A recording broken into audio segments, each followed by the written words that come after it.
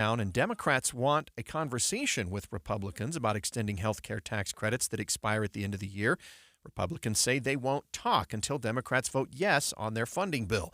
More from ABC's Rachel Scott. We are learning that the Trump administration is now working to rehire members of the CDC who were mistakenly fired. We are told that those employees were working on programs like responding to the Ebola outbreak in Africa, as well as the measles outbreak here in the United States. A federal health official telling us that they were let go by mistake due to a coding error and are now being brought back. The White House fired several thousand federal workers, which is unprecedented during a shutdown. New housing for University of Utah students has the approval of the Salt Lake Planning Commission. KSL News Radio's Heather Kelly has more. The new housing is set to be built on the site of the old OfficeMax building on 900 East off 400 South. The plans include underground parking for 252 units, gathering spaces, and outdoor patios. It's also very close to TraxLine to take students to the university. It's not yet known when the project will begin or be completed. Your money at this moment, the Dow rebounding hard from Friday's losses. We're up 442 points already this morning to 45,921. Coming up, keep your umbrellas handy. KSL weather's next. KSL News Time 9:01. A reminder about the simplest way to get updated for your day. Hit your KSL preset when you jump in the car, and we'll take care of the rest. Hear key news updates and traffic reports. Andy and Amanda from 5 to 9 in your car. KSL News Radio at 102.7 FM. Progressive knows owning a home can be hard, but not always. Like when you're relaxing on your patio, enjoying a nice, quiet evening. So quiet. Except for the sound of the neighbor's party. Which you said you'd go to if you weren't busy. And your quiet night on the patio, that's not exactly busy, is it? Maybe you should just stay inside. At least Progressive's Home Quote Explorer lets you easily compare rates, so shopping for insurance is the easiest part of owning a home. Progressive Casualty Insurance Company affiliates and third-party insurers. Comparison rates not available in all states or situations. Prices vary based on how you buy. This is the story of the one. As a maintenance supervisor at a manufacturing facility, he knows keeping the line up and running is a top priority. That's why he chooses Grainger. Because when a drive belt gets damaged, Grainger makes it easy to find the exact specs for the replacement product he needs. And next-day delivery helps ensure he'll have everything in place and running like clockwork. Call 1-800-GRAINGER, click Grainger.com, or just stop by. Grainger, for the ones who get it done. Amanda, sometimes a deal is so good that they decide to extend it because they want more people to have an opportunity. That's what Bedrock Quartz is doing with their employee pricing deal. They are extending it through the month of October, so you pay what an employee would pay, and you can get your new kitchen or your new bathroom done before the holidays. The only limit is your imagination. They have over 100 different options for countertops, including quartz, quartzite, granite, marble. They can do bathrooms. What can't they do? They do backsplashes. And their attention to detail is extraordinary. Andy and I went to their facility in West Jordan where they cut the marble and the quartz, and just to see how meticulous they were with cutting that stone, not to mention the installation process. Yeah, they do 35 kitchens every day, so they're experienced, they're proficient, and they'll work with you. Whatever you want, they can take care of. They've got showrooms all over the place in West Jordan, Layton, Murray, Park City, Sandy, Pleasant Grove, Spanish Fork, St. George, and Salt Lake City, but you can also go to bedrockquartz.com. 1-877 Cards for Kids. KARS Cards for Kids. 1-877 Cards for Kids. Donate your card today. 1-877 Cars for Kids. KARS Cars for Kids. 1-877 Cars for Kids. Donate your car today. Donate your car today at carsforkids.org. That's cars with a K. Your car, running or not, can be picked up as soon as the next day. You'll get a maximum tax deduction and a vacation voucher. 1-877 Cars for Kids. KARS Cars for Kids. 1-877 Cars for Kids. Donate your car today. Now accepting donations of land, homes, buildings, or any kind of real estate. Traffic and weather together, brought to you by Mountain America. Turn everyday spending into an extraordinary escape. Here's Cormac Bone. We have a crash on northbound I-15 in Sandy before 90th South. They're in the right shoulder and causing no additional delays. And a crash on northbound I-215 just before the merge with the 201 freeway. They're in the left shoulder. We're seeing those delays from earlier this morning die out despite this crash. And yet another crash in the same area. This is eastbound on the 201 freeway just before the merge with I-215. They're in the right shoulder and causing no additional delays. I'm Cormac. Two Brothers Mattress. You'll spend 33% of this year on your mattress. That's almost 3,000 hours. Start sleeping comfortably on a new Serta mattress. Visit twobrothersmattress.com. I'm Cormac Bone in the KSL Traffic Center. KSL weather, our high today and tomorrow, around 70 degrees. Unfortunately, that's short-lived as more storms are expected in the week. Storms expected later tomorrow afternoon, dropping highs back to the 50s. Rest of the work week, lows 40s. Ugh. Right now, it is 54 degrees and sunny in Salt Lake City. I'm Andy Farnsworth from the KSL Common Spirit Health Studios. Listen online at kslnewsradio.com. We're Utah's news, traffic, and weather station. Hi, Grandma. What's for dinner? Hey, honey, I'm making stew tonight. Ooh, can Nina come over? I'm not sure about our new friend. I wonder if there's been any drinking going on. Alcohol at her age can lead to so many bad things. I've been meaning to ask you, what would happen if someone offered you a drink?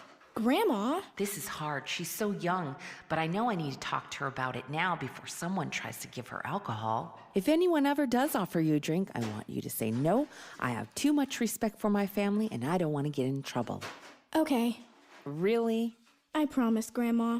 I love you too. Okay, how about tasting this stew and telling me what you think?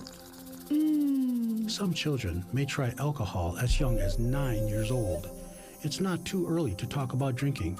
For tips on how to begin the conversation, visit underagedrinking.samhsa.gov. That's underagedrinking.samhsa.gov. This message brought to you by SAMHSA and this station. The all-new Inside Sources. Your inside access to the people and policies shaping Utah's future. Here are Greg Skordas and Holly Richardson on KSL News Radio. Okay, well, it's Holly Richardson and John Dougal today, Frugal Dougal. So thank you for joining me in studio. It's great to be with you. We have news from the Middle East today, of course. There's 20 hostages. The remaining living hostages have been released. And after 2 years. This is amazing news. Yeah, 2 years and about a week. Yeah, so that's exactly right. And President Trump spoke to the Israeli parliament earlier today. Today the skies are calm, the guns are silent, the sirens are still, and the sun rises on a holy land that is finally at peace. So it's one of the things, like, what does that make you think? We've seen pictures all morning of the reunions, right, of these hostages going back to their families. Well, it's one of those things, think back to October 7th, 2 years ago, and it's just a tragic event. I can't imagine the sadness, the horror that these families have felt over these years, and finally getting their loved family members back, and the possibility of peace in the Middle East. Who would have imagined? Yeah, well, I'm sure they were praying for that for this whole time, right? And working towards it, of course. And that's one of the issues, of course, that has been in the news for the last 2 years is what is happening with those hostages. And I think if I remember the number right, it was about 251 people that were taken hostage on October 7th that were living at the time when they were taken. And now 2 years later, a variety were released at several different points. This is, I think, the fourth hostage release, but the final one. The final one of those that are living. There will be over time those that have passed away. That's right. That will be. Yeah, that's right. Turned so over. We actually have that. ABC News chief international correspondent James Longman spoke to the people who have died. We've had hostage releases before, of course, but I think now the world understands that the hostage ordeal for the Israelis is over. Although I have to say there's still a question about the remains of Israelis killed in captivity. We're not sure that all of them will be recovered today. So we have a guest with us today. He's Amos Gior. He's a professor at the S.J. Quinney School College of Law at the University of Utah, and he literally was on the plane home from Israel when he heard this news. Can you tell us, Amos, what were your feelings? I think most of us were sound asleep, probably with half an ear and half an eye waiting for the announcement. And when the pilot came on the air, you could tell from his first words and from his voice that what he was going to share with us, and we obviously all broke into a round of applause. And then as soon as he finished with the Hebrew, he went into English, obviously, because not everybody speaks Hebrew. And there are no words. And indeed, it's now, I'm in Los Angeles, it's 8 a.m. here. It's at 6 p.m. in Israel. All 20 living hostages have been returned. There are 28 murdered hostages. Use the phrase passed away. They didn't pass away. They were murdered. And the deal is all-inclusive because we don't distinguish in Israel between alive and dead hostages. And Hamas's obligation is to return the 28 killed hostages, murdered hostages, in order for us to give them a proper burial. As of, I just checked now while waiting to come on the air with you, that only 4 of the 28 have been returned. I know that yesterday at least 2 families were told that their loved ones won't be returned because their bodies have not been found. There will be challenges in finding all the bodies. There's also going to be challenges in identifying the bodies. And I remind all of us that last year, I think it was last year or it was this year, I don't remember, I apologize, Hamas claimed to have returned a killed hostage, and then when the identification process was over, it was a ruse. They returned someone else who wasn't at all a hostage. The 24 families whose loved ones were murdered, whether soldiers in the IDF or at the music festival, there is a deal being made between us and them, us being society. When I was at the rally Saturday night with 500,000 people, loudly booing Netanyahu and applauding President Trump, the hostage family said the following, and they're right. We need to embrace the 20 who are returned today, yes, but we need to keep coming back to Hostage Square in Tel Aviv until all 28 are returned. Now, we've been through this before. In 1986, an Israeli airman, Ron Arad, was shot down. He was a navigator. 39 years later, his family still has not received his body from Lebanon, Iran, whoever you want to, hold responsible for it. So for us, it's not enough to have the 20 alive returned. Fabulous, great, overwhelming, no words. But, now attention is directed to the 28 whose bodies must be returned because that's the agreement. And my instinct tells me that President Trump is going to hold, I don't know, it's Qatar, Egypt, Hamas, responsible for this. You talked about cheering of Trump and booing of Netanyahu. What is this doing for Trump on the global stage, and overall, what is this doing for Netanyahu on the global stage? So I leave the global stage to people like you. I'm so focused on life in Israel. But there was a clear sense that without President Trump, I think the correct expression in English is ramrodding this down Netanyahu's throat. None of this would have ever happened. Netanyahu had a clear interest in continuing this purposeless war for his electoral purposes only. And there was no purpose in this war at all. He needed this for his political survival.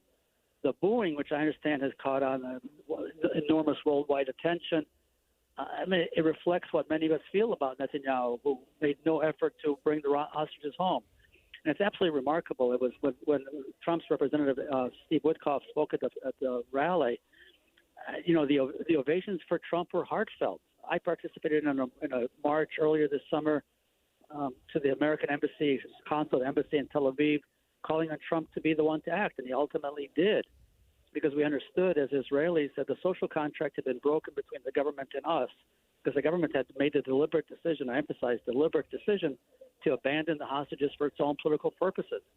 And us Israelis are grateful to President Trump for making this deal happen. Without him, this doesn't happen. First step the obvious question. Go ahead. I'm sorry. Well, first step is exchanging living and murdered hostages and those prisoners of war on the other side. What needs to happen next, and can we get down those further steps to peace? Absolutely. So the next step is, I think it's today, tomorrow, that President Trump and the other world leaders are convening in Sharm el-Sheikh. Muslim leaders, Arab country leaders, Middle East country leaders. Netanyahu studies going. I saw now that Erdogan of Turkey forced Trump to renege on Netanyahu's coming, but that I want to be careful with because there's so many different sources. That's going to begin the step 2 of what we call in Hebrew the day after. Because at the end of the day, Gaza needs to be rebuilt. Gaza at the moment probably looks a little bit like Dresden after the Second World War. There are, Palestinian civilians who need to have their lives put back together. We Israel also need our lives put back together. I don't know if you know, but I spent 15 years of my life negotiating implementation of the Oslo peace process. So I understand implementation of agreements. This is going to be hard, really, really, really hard. And nobody should think to themselves, 28 hostages back. I mean, hopefully 28 released, 20 home, 28 bodies on their way. The next steps are going to be long, hard, difficult, drawn out. But if we are all understanding that there is no plan B with a ceasefire, and Trump is right. I sat outside we live outside Jerusalem. I sat outside on our deck Saturday or Friday or Saturday. I'm sorry, I don't remember which day. And there were no planes over my head. There were no helicopters over my head. There were no air raid sirens. It was quiet. That's what normalcy is. Yesterday I went to a basketball game. The hope is that we can use platform, maybe is a better word, this to slowly begin implementing the next steps, plural. But if anybody thinks this will be, a quick one and done or whatever the expression, that's not going to happen. This will be hard. Yeah. And it's essential that President Trump stay fully engaged because Netanyahu will use any opportunity to slide away. Thank you so much for joining us. We've been speaking with Amos Guerra, and we'll continue our discussion on what's happening in Israel right now when we come back.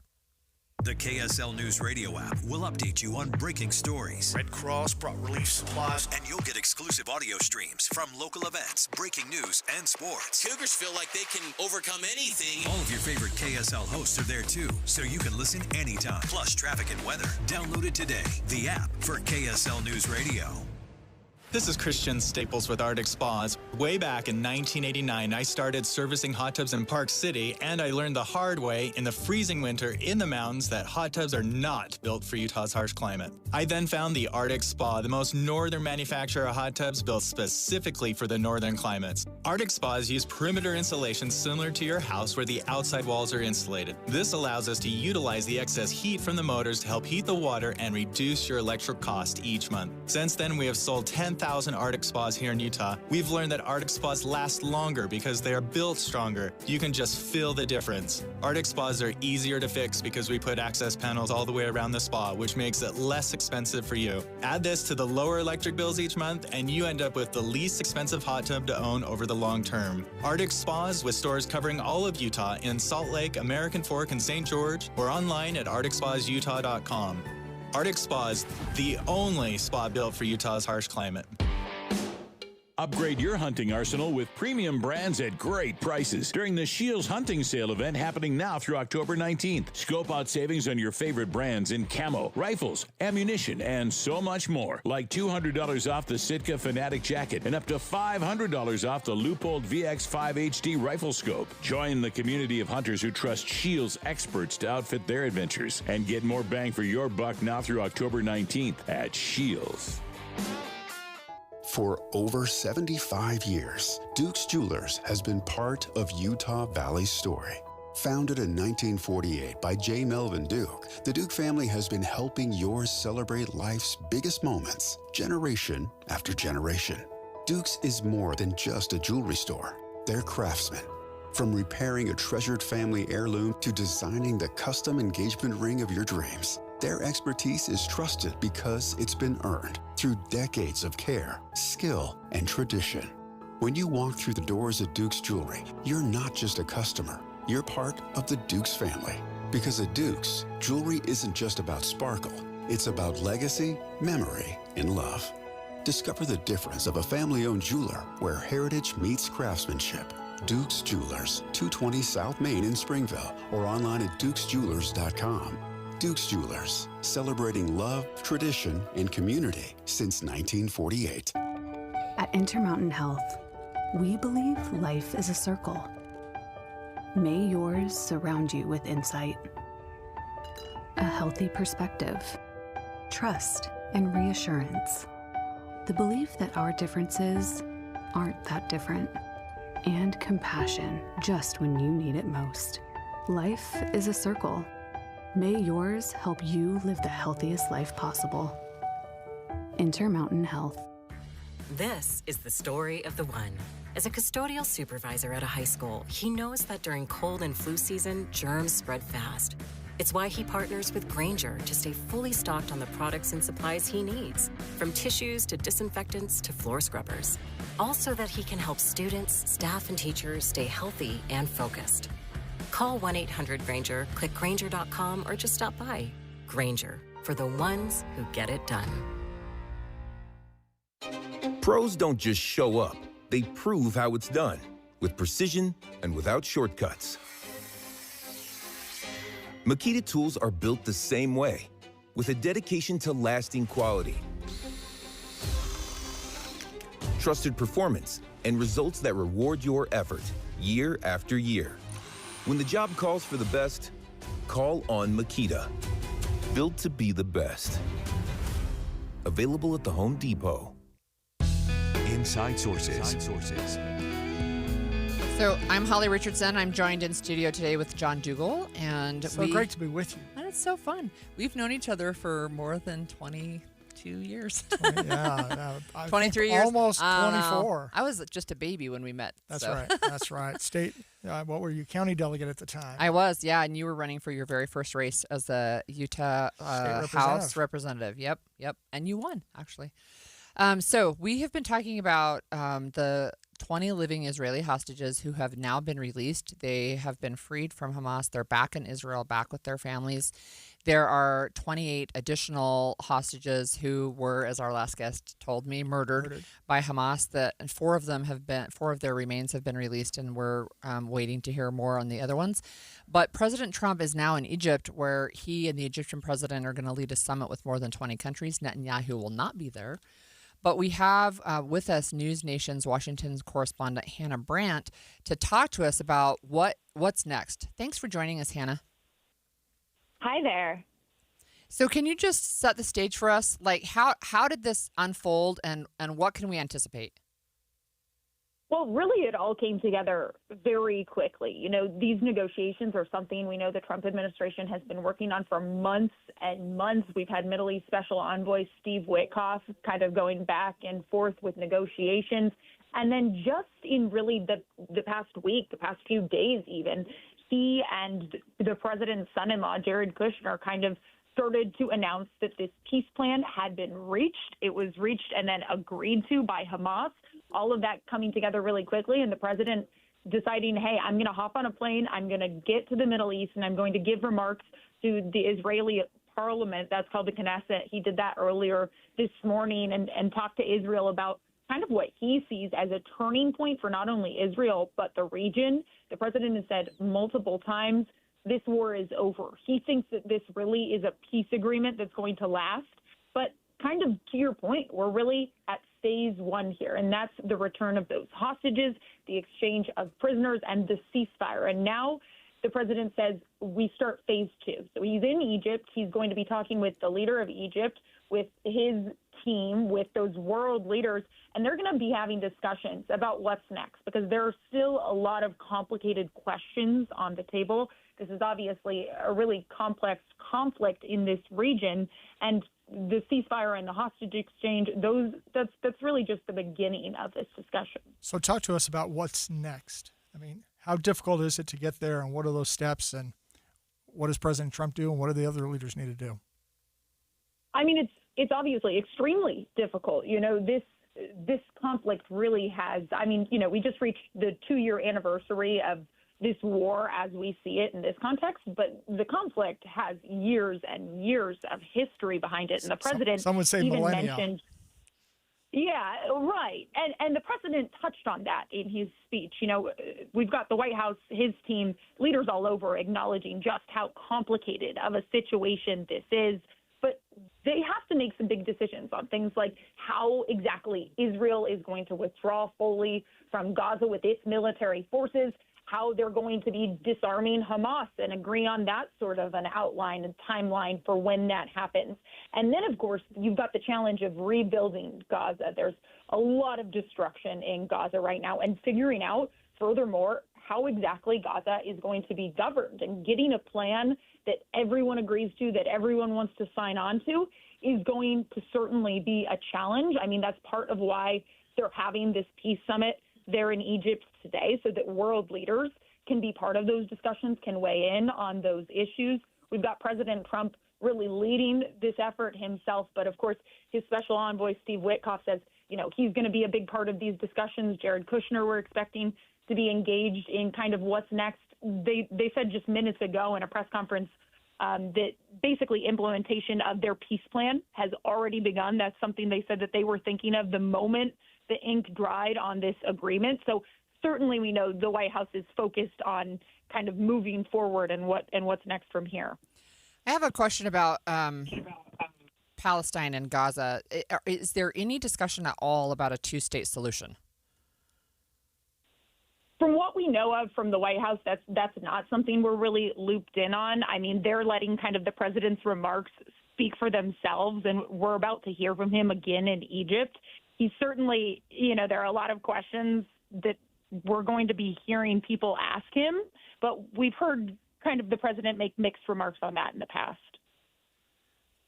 So several folks are saying, but for Trump, this never would have happened. Talk to me about that. I mean, there's clearly America's divided. There's some that think Trump can do no wrong, and there's others that think he can do no right. Talk to me about Trump, his legacy, and how impactful he was in at least getting this first step and leading to the future steps. Well, we know the White House has said that, and we've heard Trump himself say, look, I'm a deal maker. That's what I do. This war actually, in his view, wouldn't have even started if he was in office. That's what he says anyway. That's what the White House has been kind of highlighting, that only President Trump could have made this deal. We know he does have, a deep relationship with the Prime Minister of Israel, Bibi Netanyahu, and that friendship goes back years and years. In President Trump's first term, we know that they were close, and they've had a lot of private discussions throughout this conflict, and he was, a key part of getting Netanyahu to negotiate on some things, and that's certainly a relationship that played a part in this agreement. And we heard, Israel and the leaders of Israel this morning, as they welcomed the president to their parliament, say multiple times they don't think that anyone else could have pulled this deal off. That's something we've heard world leaders giving credit to the president and his team, certainly basking in kind of that moment and saying, okay, well, trust us on these next steps too, because we've got a good idea of where this should go from here, and we want to lead on this peace process. So I know it's really early days and a lot of discussion will have to happen, but is there any indication about who is going to end up paying for the rebuilding of Gaza? Well, we've heard President Trump say there's a lot of wealth in the Middle East, and he believes there are Arab nations who can kind of foot the bill on that front. We've heard him say before he doesn't think the U.S.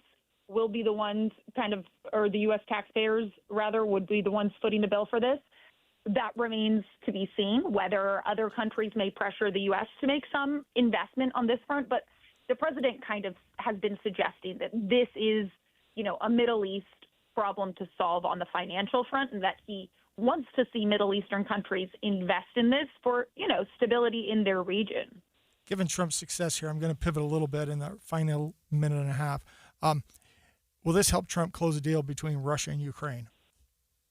Well, Ukraine certainly hopes so. And we haven't heard from Russia, but, the Ukrainian president put out a statement in which he said, we're happy to see this peace happen. We hope that we're next. That's something they have been looking for President Trump's leadership on. And we're actually expecting the Ukrainian president to be here in Washington later in this week. And so we know he and President Trump have been having a lot of back and forth discussions about what comes next in this conflict. But we've seen President Trump sort of go back and forth on where he stands in that conflict in particular. He kind of started with his meeting with Russian President Vladimir Putin and said, look, I think that Ukraine is going to have to cede some land. And then he said, never mind, maybe Ukraine can keep all of its land. And so that's sort of a really big unresolved issue in that conflict that the president has staked out a few different positions on, and we'll see kind of where he lands as those talks continue.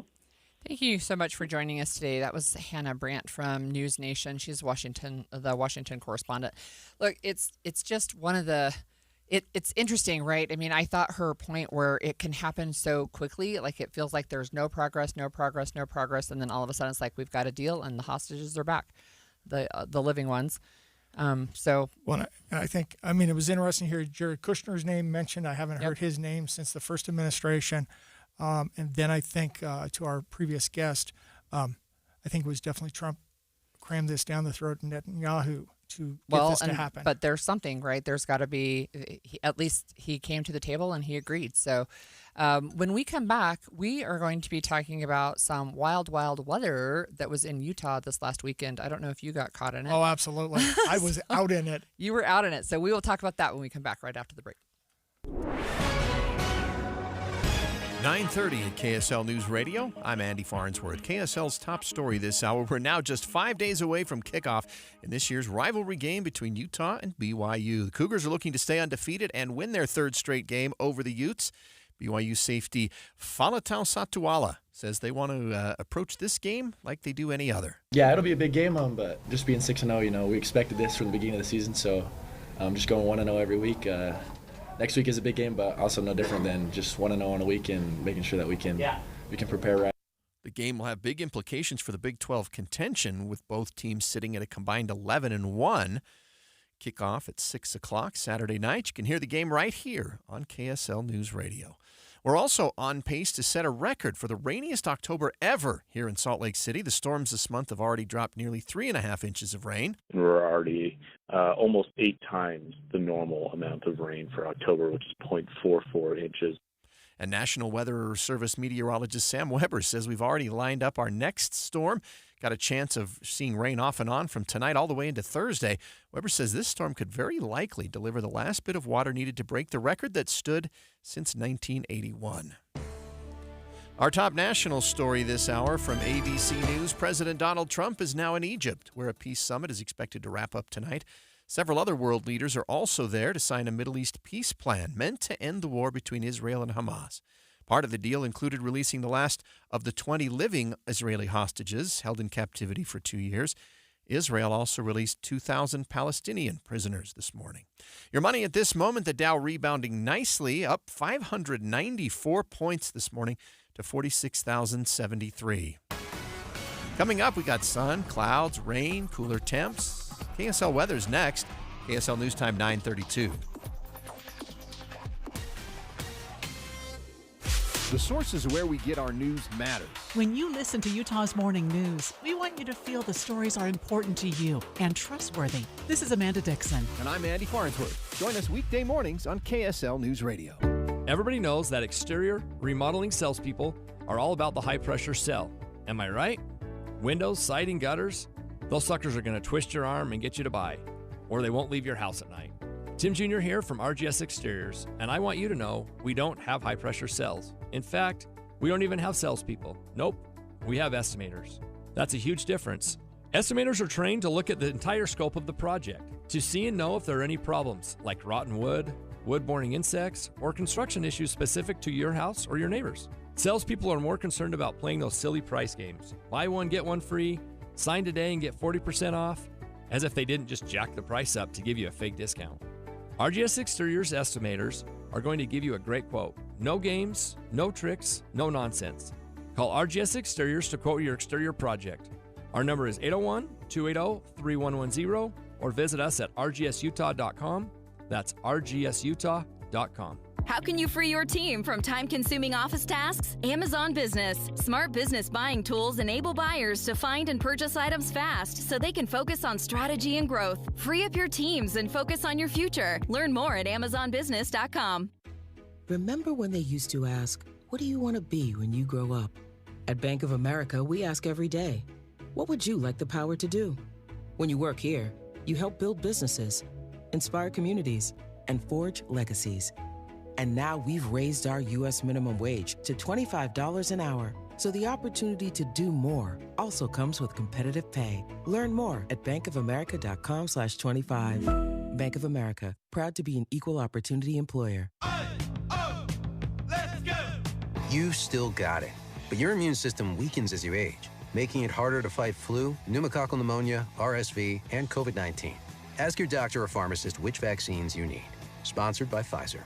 Many Medicare health insurance plans are cutting back on benefits, reducing coverage areas, or increasing costs. The Medicare annual election period begins October 15th. Legacy Insurance provides local agents you can count on to help you get the most of your Medicare benefits and to be there for you over the years. Call 801-281-0066 801-281-0066 and ask for a real agent. Currently, Legacy Insurance represents 58 organizations, which offer 93 products in your area. You can always contact Medicare.gov, 1-800-MEDICARE, or your local state health insurance program for help with plan choices. There are significant changes to Medicare plans this year. Learn more or request help from a caring and local professional by visiting them online at BecauseWeProtectYou.com. That's BecauseWeProtectYou.com.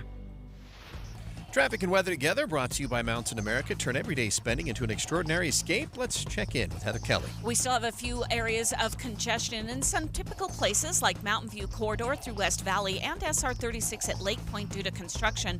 The good news is all the earlier delays we had on the West Side Belt and I-15 through the Salt Lake Valley, they are gone now that all those accidents have cleared and most people have gotten to where they need to be. Common Spirit hospitals, clinics, and caregivers, all connected to advanced healthcare in Colorado, Kansas, and Utah.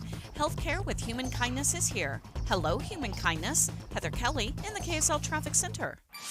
KSL weather today and tomorrow expected to be the warmest of the next 7, but even that's not going to be that warm. Only a high of 70 each day.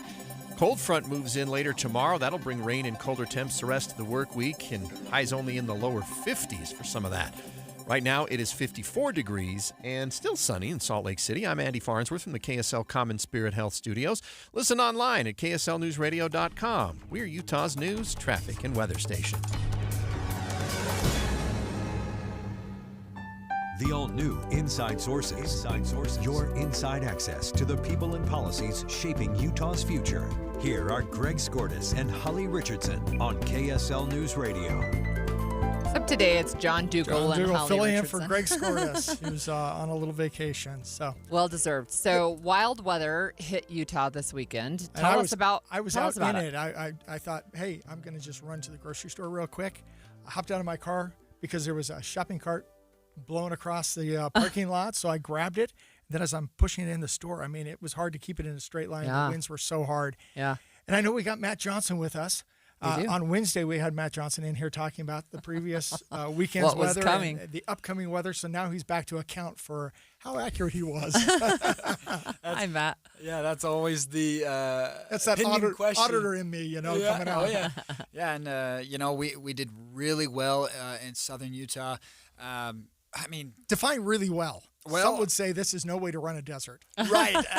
That is true. I guess I should say, that comes with some caveats. Big time water, but also some flash flooding in many areas. We're talking about little towns of Central, Vail, Canaryville, Pine Valley had some flash flooding, massive flash flooding in the campground of Pine Valley area. But some of the totals coming out of that area, the biggest I could find, New Harmony, which is not even the tops of the mountains. That's between St. George and Cedar City, 5.15 inches. Wow. Just within a 2-day period. So that's massive. Yeah, that's got to be more than a month's worth normally. Oh, easily. Probably a few months, probably a summer's worth. Wow. Boulder Summit up there towards Escalante in those mountains, 3.97. Wow. Canaryville, 3.49. And, through central and northern Utah, it was anywhere from a half inch to an inch. And can't put our noses up at that after coming off of a really, really dry summer. So it was good news to get the water, but it wasn't our favorite to be seeing that flash flooding so rampant in areas. And I was hearing about the rain that was coming. I did not expect the wind.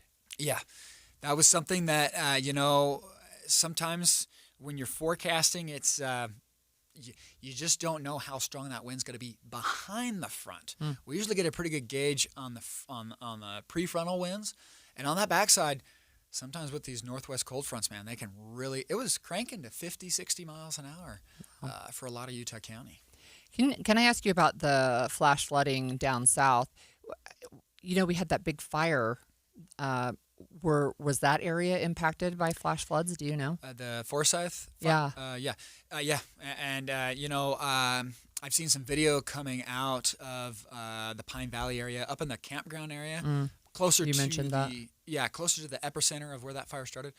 There's boulders that have been moved by the water onto the roadway, completely impassable. They're telling folks to stay out of the area. I think it's just a sign of how much water came through. Wow. 2 to 3 inches in the Pine Valleys there, and so and a really big burn scar.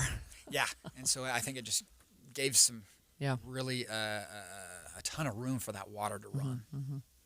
Well, getting back to the winds, there was a tragic event with, I guess, wood from a construction area next to a concert, blowing in the wind and just being seriously injuring one of the concert goers. Yeah. Red West Fest. Yeah. Red West Fest. That's right. That they had to cancel. Yeah. Yeah. What's coming this week? Yep. Yeah, or this week. What can we expect? Well, we're looking at a cold front, and there's more rain in the forecast. And one of the reasons why this is somewhat significant is because we've already seen a ton. Salt Lake City could be pushing record levels for a record wettest October. Wow. We're at 3.48 inches. We could add another half inch by the time we hit Thursday. And what's the record? Record's 3.91 from 1981. We're close. Yeah. So not even a half inch would do it, and that would be significant because summer was so dry. Yeah. And then to whiplash to one of our wettest Octobers, that's like, how do you forecast that, Well, talk about the temps. I mean, I had to scrape, basically freezing rain off the windshield Sunday morning. So talk to me about, I'm a fall kind of guy. And we get about 3 days a year of fall weather when it's in the 70s. Right. We How get quickly that, are we going to freezing? Right. It feels like every year we get that, that stretch of 70-degree weather, and then boom, it's gone. But, we got 70s today and tomorrow, just low 70s. But usually our average freeze occurs in the month of October. First snow is usually early November, so that season change, we're talking averages. And so a lot of times you can get those outlier seasons where you get that freeze earlier than you thought, or you get that snow earlier than you He's talking about snow in early November. I seem to recall half the Octobers, half the Halloween. I know, right? Halloween was 50-50. Is it warm or is it snowy? That's right.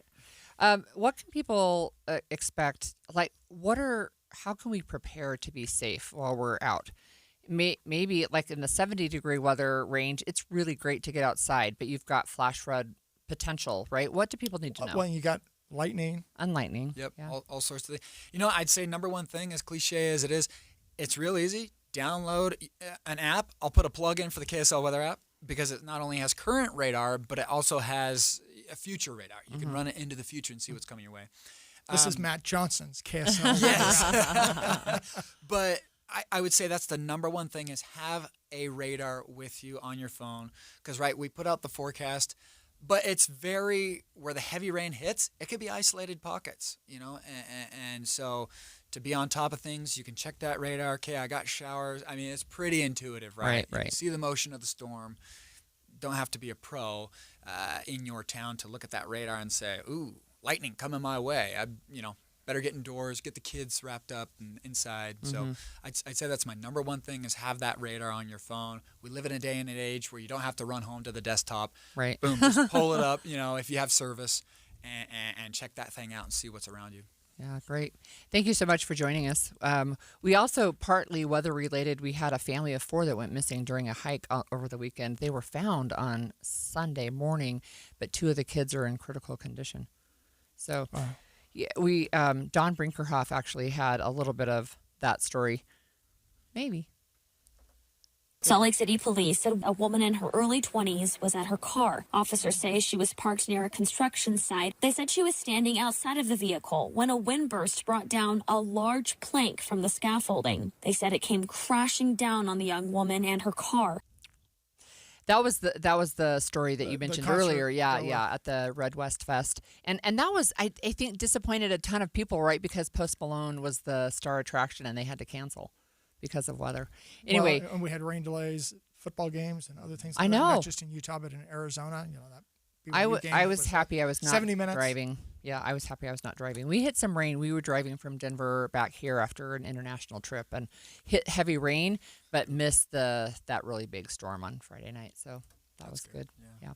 All right. Thanks for joining us. When we come back, we are going to talk about being non-traditional students because John and I have both been non-traditional students, and that's a really nice way of saying old people. Is it ever too late to go back to school? Right. Is it ever too late? We want to hear from you. Do you think it's too late to go back to school? You can text us at 57500, and that's coming up next. We're streaming live at KSLNewsRadio.com and on the app for KSL News Radio, sponsored by At Your Service Pros. Do you know how to tell if a clogged drain is something to worry about or not? What's up, everybody? I'm Mike Wilson with Any Hour Services, and I understand it's annoying and inconvenient, but sometimes a clogged drain can be a sign there's a more serious issue with your sewer main line. If the drains in the lowest level of your home aren't draining, or you flush a toilet and it comes up somewhere else like a shower or a floor drain, I'm urging you to look at this as more than just an annoyance. The last thing I want you to experience is a sewer backup. If you're a homeowner experiencing any of these issues, the first step would be to snake the line to see if it's just a blockage, which one of our drain techs can do for only $29. Yep, you heard that right. Any Hour Services will snake any drain line with normal access for only $29. Sinks, showers, tubs, toilets, floor drains, laundry drains, even that sewer main line that connects to the city. We'll snake any line for just $29. For help with your drain issues, call Any Hour Services at 801-443-7700. You can Google Any Hour Services. You can even schedule online at anyhourservices.com. No one helps more homeowners than Any Hour Services. You've got your whole life ahead of you, so choose a Medicare plan you can count on. And that's what you get with a Medicare Advantage plan from United Healthcare. With more than 45 years' experience serving its members, United Healthcare has plans with low monthly premiums that fit your life today and as your needs change tomorrow. The Medicare annual enrollment period ends December 7th, so go to uhc.com/Medicare today. United Healthcare Medicare plans. It's Medicare coverage Utah can count on. Hi, friends. Dan, the Laptop Man here from PC Laptops. In celebration of over 32 years of serving humans in Utah with their computer and tech needs, we've slashed our prices. And these are the new 2025 models. Here's the deal. You can get our new 2025 S1 desktop with a blazing Ryzen 5 processor, 16 gigs of RAM, and over a terabyte of blazing fast storage on this promotion. We also have our new 2025 SM3 laptop with the Intel i5 processor, 16 gigs, and over a terabyte of storage for $999. You can take one home today for $999. And you also get the peace of mind of our lifetime service warranty. We also have 12 months special financing available, and they start as low as $29 a month. But hurry in because supplies are limited. Because at PC Laptops, we love you. PCLaptops.com. Take home a blazing fast 2025 model desktop or laptop for $999 at PCLaptops.com. Oh, it's coming right up. It's Halloween, and the perfect place to shop for Halloween, it's NPS. What a nice place to save. Any of the 4 locations, they have the Halloween decorations. They have kids' costumes. They have so much of what you're going to need to really celebrate this spooky season. You're going to enjoy the atmosphere of NPS, and you save 20 to 70% off everything every day. And then the additional savings, the specials they have that, by the way, are different in each and every store, and it changes daily. You're going to really save money. And boy, don't we all need to do that right now. NPS, the Anchor Store, 1600 South Empire Road, the Industrial Store right across the street in Layton. They're on North Main Street in Orem, on North State Street. You're going to love NPS. You're listening to Leaf Filter Radio, and the guru of gutter protection himself, Chris Coonahan, is here to take your most pressing leaf-related questions. Hey, everybody, Chris here. I understand we have Ron on the line. Ron, where are you calling from? Uh-oh. Ron, are you calling from a ladder? Well, I was. I wanted to ask Chris what I need to do to get my gutters ready to have Leaf Filter installed. Oh, Ron, you don't have to do anything. A Leaf Filter Trusted Pro will come out and clean out your gutters, realign and seal your gutters, and install Leaf Filter, America's #1 gutter protection system. So I didn't need to get on this ladder? Ron, Leaf Filter Trusted Pros are in your neighborhood and ready to help. Just visit leaffilter.com/deal to schedule your free gutter inspection and get up to 30% off. Thank goodness. What was that site? To get this special radio offer, go to leaffilter.com/deal for your free gutter inspection today and get up to 30% off. That's leaffilter.com/deal for up to 30% off. leaffilter.com/deal. See representative for warranty details. Over the years, you've brought them into your home. You were prescribed opioids after the C-section, when Dad injured his back, when your basketball star tore his ACL. Opioids helped with the pain, and you held on to them just in case. But did you know holding on to unused opioids puts your family at risk? Opioids are powerful pain-reducing prescription medicines, but most people who are prescribed opioids don't finish their prescriptions. So millions of unused opioids are sitting in homes across the country.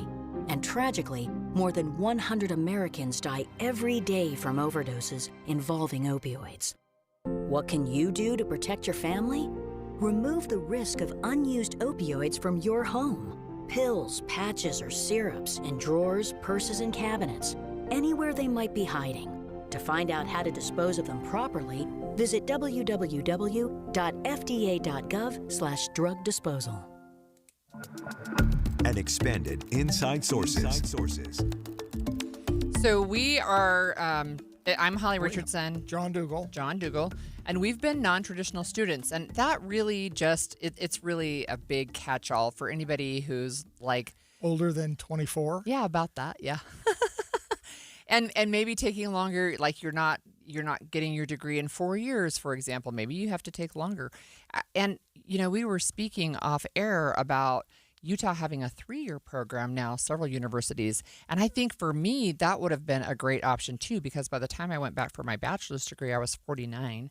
And I had an associate degree in nursing, totally pivoted, went towards communication.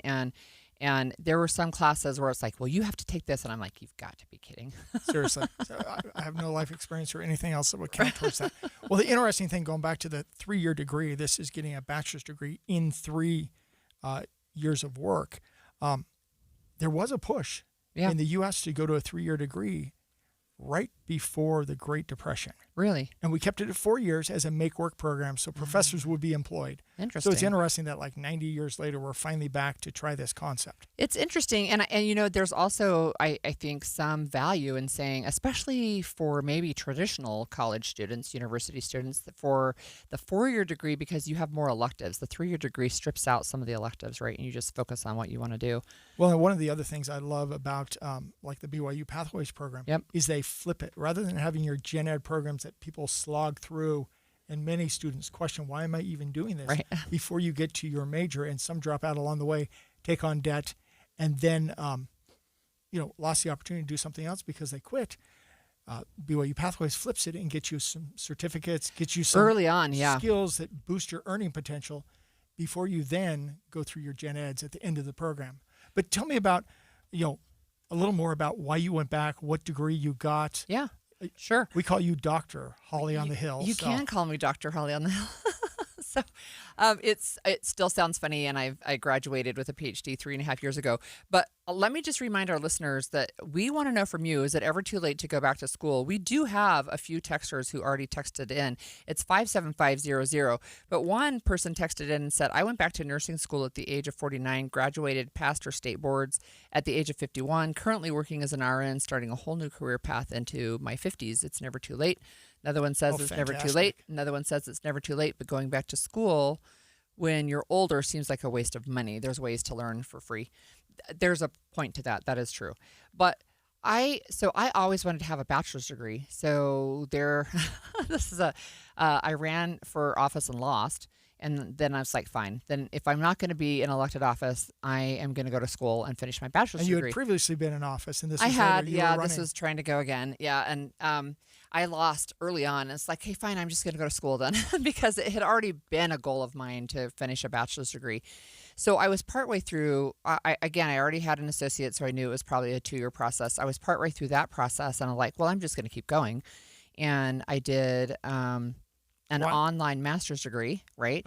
And I did it through Southern Utah University, and it was all online. I didn't even step foot on the campus until I graduated. And that was pre-pandemic. So I thought that was pretty cutting edge. I really liked it that way. And then I was partway through the master's program when my husband said to me, maybe you should get a PhD. And I'm like, no, I'm not smart enough for that. Which I understand a lot of PhD students think that. I was not alone, but I was going to get a second master's, and he just said, just go for an end degree. And so I applied to the University of Utah. They accepted me. And 4 years later, which was through the pandemic, actually.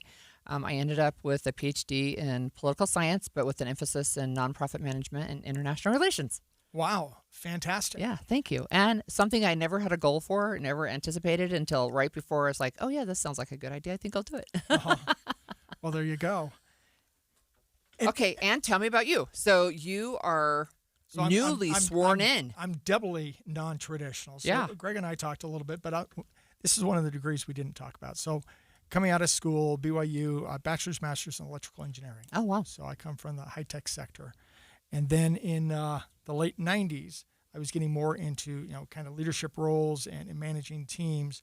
And so I went off and got an MBA. So I did a night program at BYU. It was Tuesday and Thursday nights. Did the Franklin Covey campus here in Salt Lake County, so I didn't have to drive down. I was working just west of the airport, right. And so it was nice and convenient. And so that's where I went back and got that MBA program. And then just recently, as you alluded to, recently, literally in May, I graduated with a law degree. And this has been on the bucket list for 40 years. Wow. And so went back and I was doing it not really for a career pivot, but more just because it was something I always thought I was going to do in school. I thought I might be a patent attorney. Wow.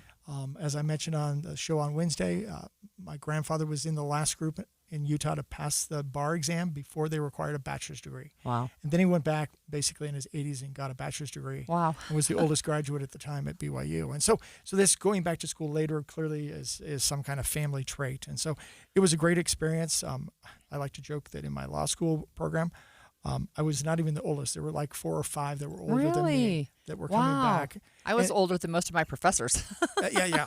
Yeah. I was older than a few of my professors, younger than others of my professors, but they loved the fact that I was going back. And it's one of those things. It's a challenge. Whether it's an educational challenge or some other challenge in life, I always find you tackle those challenges. It helps you grow, strengthens you, proves what you can do, and So that's why I always applaud those. So you just passed the bar recently. I know the bar you were, exam. When was that? I took the exam July 29th and 30th. Got the score mid-September. Wow. And so you were just barely sworn in, Sworn in October 1st. Yeah. See, so just barely. So, and congratulations, Esquire. John Dougal. There you Dougal go. Esquire.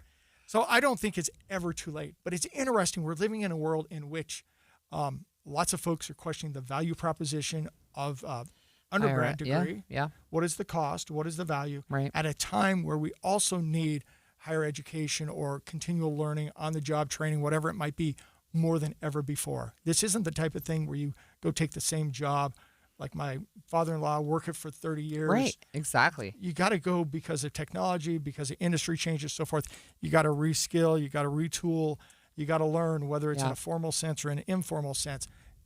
I come from the world where there's continuous learning. And if you're not continually learning, you're going to be falling behind and left behind. That's right. So not only do you stagnate, but you're right, you fall behind. And I think we see that across the country when we're talking about jobs that are disappearing. There are jobs that are being lost to AI, right? We do know that. And at the same time, this has been the story of history. That's jobs right. that just get obsolete and That's right. they get replaced with new. With something else, right? With something different. It used to be that you could have an entire job to be a stenographer. Now people are like, what even is that, right? Well, how many people are really building horse buggies these days? I know, versus exactly. The buggy airplanes? whip, right? That's exactly right. And so sometimes people double down. And we know that with industry, sometimes you double down on like blockbuster movies, right? Well, that little Netflix startup, that's a nothing, right? We don't need to worry about that little pest in the corner. And then who still exists nowadays? It's not Blockbuster.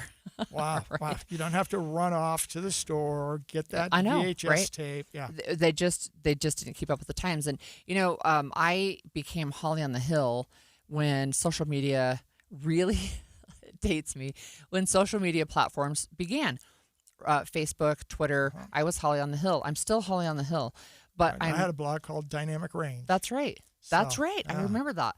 And it's one of the things, like when you and I originally went to school, nobody could conceive of a thing called social media. And you can be a social media manager, you can be a social media marketer, you can be a social media whatever, right? An influencer.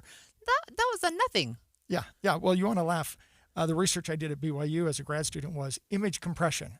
Now when you stream YouTube or Netflix, it's all compressed video. Oh, yeah. Then in the mid-'90s, it was pushing data across cell phone networks. new and novel, and then intelligent New and transportation novel. That's right. systems. That's right. Which we benefit from today. All right. Well, thanks everybody for weighing in. And some have called it a Friday night massacre as thousands of federal workers were laid off from their jobs. As the federal shutdown continues, we'll talk about who has been impacted when we come back after this break. Stay with us.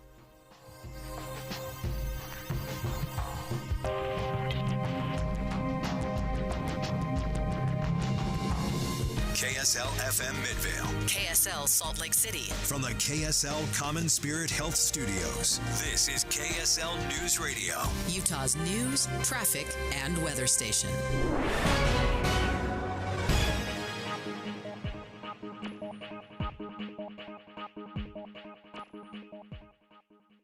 10 o'clock at KSL News Radio. I'm Andy Farnsworth. KSL's top story this hour. We're currently on pace to have our rainiest October of all time here in Salt Lake City. We've already received about 3.5 inches of rain this month, which is more than 7 times as much as we normally get in the first 13 days of October. And we've already got another storm on tap, which National Weather Service meteorologist Sam Weber says could deliver enough rain to break a 44-year-old record. Our forecast is showing right around 0.62 inches through this event. So that would get us to a record-breaking October if we can achieve that rainfall. We'll check the forecast when we have traffic and weather together in just a moment. Our top national story this hour from ABC News. President Trump is in Egypt right now, taking part in a summit with over 20 countries, discussing the peace plan agreed to between Israel and Hamas. President Trump was in Israel earlier this morning, where he gave an over-hour-long speech to members of Israel's parliament. And we've made it to Rivalry Week, and for the first time this season, both BYU and Utah are in the AP Top 25. The game will kick on Saturday at 6 p.m. The Fox Big Noon kickoff show will be in Provo to highlight the game Saturday morning.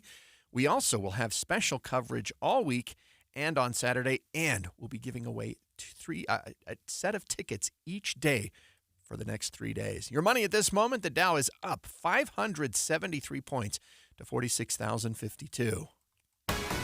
Coming up, dry for the first half of today, but then clouds will be moving in. KSL weather's next. KSL News Time, 10:01. Mornings are for recharging. And they're for starting your day right. We volunteer to join you in the car. Get news and weather at 102.7 FM during the most important part of your day. Andy and Amanda, each morning between 5 and 9 on KSL News Radio. This is the story of the one. As a custodial supervisor at a high school, he knows that during cold and flu season, germs spread fast. It's why he partners with Grainger to stay fully stocked on the products and supplies he needs, from tissues to disinfectants to floor scrubbers. All so that he can help students, staff, and teachers stay healthy and focused. Call 1-800-GRAINGER, click Grainger.com, or just stop by. Grainger, for the ones who get it done. This is the story of the one. As a maintenance supervisor at a manufacturing facility, he knows keeping the line up and running is a top priority. That's why he chooses Grainger. Because when a drive belt gets damaged, Grainger makes it easy to find the exact specs for the replacement product he needs. And next day delivery helps ensure he'll have everything in place and running like clockwork. Call 1-800-GRAINGER, click Grainger.com, or just stop by. Grainger, for the ones who get it done. You need another bathroom. You want a back patio retreat. We have a plan. If you're looking to start a home improvement project, a discounted home equity line of credit from Zions Bank is an easy, affordable way to turn your home's equity into opportunity. Stop by your local branch to get started or visit zionsbank.com/HELOC to learn more. Loan subject to credit approval. Terms and conditions apply. See banker for details. A division of Zions Bank Corporation, N.A., member FDIC, equal housing lender. NMLS number 467014. At BMW of Pleasant Grove, we believe that driving should be more than just a commute. It should be an experience. Feel the perfect fusion of performance, technology, and luxury with our stunning lineup of new and certified pre-owned BMWs. From the exhilarating drive of a 3 or 5 Series to the spacious elegance of an X7, experience a transparent and effortless car buying experience. Visit us at bmwofpg.com. BMW of Pleasant Grove. The ultimate driving machine is closer than you think. Traffic and weather together brought to you by Mountain America. Turn everyday spending into an extraordinary escape. Here's Heather Kelly. We're finally accident-free all across the Wasatch Front and no delays right now on the freeways. That includes I-15 either direction throughout Utah, Salt Lake, and Davis counties. Your east and west side belt routes are also traveling at speed around the Salt Lake Valley. No issues getting out of Tooele County now, either on SR 36 or I-80.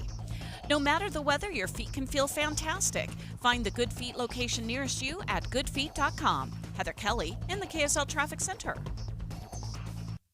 KSL weather today, dry and 70 degrees through the mid part of the day, but clouds move in later, bringing with them a chance of showers that last overnight into the morning. Then could see more showers Tuesday evening into Wednesday. Right now, it is 54 degrees and sunny in Salt Lake City. I'm Andy Farnsworth from the KSL Common Spirit Health Studios. Listen online at kslnewsradio.com. We're Utah's news, traffic, and weather station. The all-new Inside Sources. Inside Sources. Your inside access to the people and policies shaping Utah's future. Here are Greg Skordas and Holly Richardson on KSL News Radio. So we are back. It's Holly Richardson with John Dougal today. Hi, John. Hey, happy Columbus Day. Happy Columbus Day. Happy Indigenous Peoples Day also. Okay, so Happy Monday. It's also Happy Monday. And it's a really happy Monday in Israel where the 20 living hostages have been released and are back with their families. So over the weekend, one of the things that happened, we're in, is this the third week now of the government shutdown, right? Started October 1st. Starting into kind of the third week. Third-ish week. Yeah, third-ish. So it started October 1st, so we're technically just 13 days in. That's right. Almost 2 full weeks starting the third. And no end in sight. One of the things that happened on Friday was that a lot of people ended up being fired, not just furloughed and then you can come back after the shutdown ends, but they were fired. And it was over 4,000 federal workers that were fired. One of the things that's interesting to me is that they're not supposed to be accessing their work email. So how are they even going to know that they're fired? That's a good question. That's a good question. I mean, there's some that are required to work and don't get paid and hope to get paid later. Yeah, and clearly there's those that are furloughed in at home. Yeah, one of the areas that really is near and dear to my heart is special education, because we had so many kids who needed additional help during their school years. But one of the areas that was impacted on Friday was one of the offices related to special education services nationwide. And that can be just devastating, right? That almost every single person in the Office of Special Education and Rehabilitative Services were cut on Friday. So that's, again, federal workers, right? And that's going to impact real people down the line. It's going to impact students in Utah classrooms because they were cut on the federal level. And this is one of those questions, which is, okay, are they going to be cut and then are they going to be hired back like Doge? Yeah, where they overcut. Yeah. Or felt like they overcut. What's really going to take place? And throwing a bunch of federal workers into uncertainty of what's really taking place. I think for a lot, if they just know up front, here's what's going to happen, it's easier to cope with rather than the soap opera, which is Republicans and Democrats that can't get together and figure out how they're actually going to run the government. Yeah. Well, that's another conversation. Yes, you're right. So, look, we know Democrats want a conversation with Republicans about extending health care tax credits, part of the Affordable Care Act. Republicans say they're not going to have a conversation until Democrats vote yes on their government funding bill. We have more from ABC's Rachel Scott. An administration official warning that the longer this shutdown drags on, the worse it is going to get, though. It is important to remember here that typically during shutdowns, we do not see workers fired. We see them furloughed. This is an unprecedented move by the Trump administration. So again, we're seeing cuts instead of the furloughs, right, where people can come back. So one of the things that's interesting is there was another, in fact, they called it the massacre, the Friday night massacre at the CDC, but we're learning that now they're working to rehire some of those employees, saying that it was a mistake that they were fired. We are learning that the Trump administration is now working to rehire members of the CDC who were mistakenly fired. We are told that those employees were working on programs like responding to the Ebola outbreak in Africa, as well as the measles outbreak here in the United States. A federal health official telling us that they were let go by mistake due to a coding error and are now being brought back. Again, uncertainty, right? Well, this is one of those things. I'm a limited government fiscal conservative type guy. So downsizing the federal government to me is largely a good thing. Sure. But when you're like, okay, we're going to terminate or fire somebody and then we're going to hire them back and, oh, it's a mistake, it makes you wonder who's really running the show and what's really going on and do people have their acts together? Yeah, it does make you wonder that. So Vice President J.D. Vance said yesterday on Sunday that there will be deeper cuts. And he said for federal workers to expect the cuts to be, quote, painful. But the Trump administration is also working to make sure that the military is paid this week. And they're trying to preserve some services for low-income Americans, including food assistance. So anyway, you have this uncertainty of, do I have a job? Do I not have a job? Right. One of the things, well, in the military workers, we found funding in the Pentagon budget somewhere that we're going to move over and cover this. Which the past, but for how long? Right. In the past, it's like, well, Congress needs to weigh in on the funding things, and so can the Trump administration really do what they claim they're going to do? And a lot of folks are wondering where they really finding the money and how long will that money last? Yeah, that's a good question. So it feels like we're at an impasse right now with the shutdown because Speaker Johnson has told the House, don't even come back this week. Until the Senate does their thing. We already passed something. Yep. Now it's up to the Senate. It's in the Senate's hands. And now, I think Hakeem the Senate's going to go back. Yeah. The minority leader in the House accuses Republicans of, quote unquote, being on vacation while federal workers suffer. But this is part of the strategy for House Republicans to say it's in the hands of the Senate. The Senate needs to do their job. They need to pass a continuing resolution to prop up the budget for the next 7 weeks as we negotiate. 7 weeks is probably now 5 weeks. But that's part of the game that's being played. And, yeah, I don't think congressmen and women, senators, are really going to feel the heat until the American people are really feeling the pain. And I think that they will, right? Yeah. Well, and delays in transportation is one place where they'll start feeling the heat. Yeah.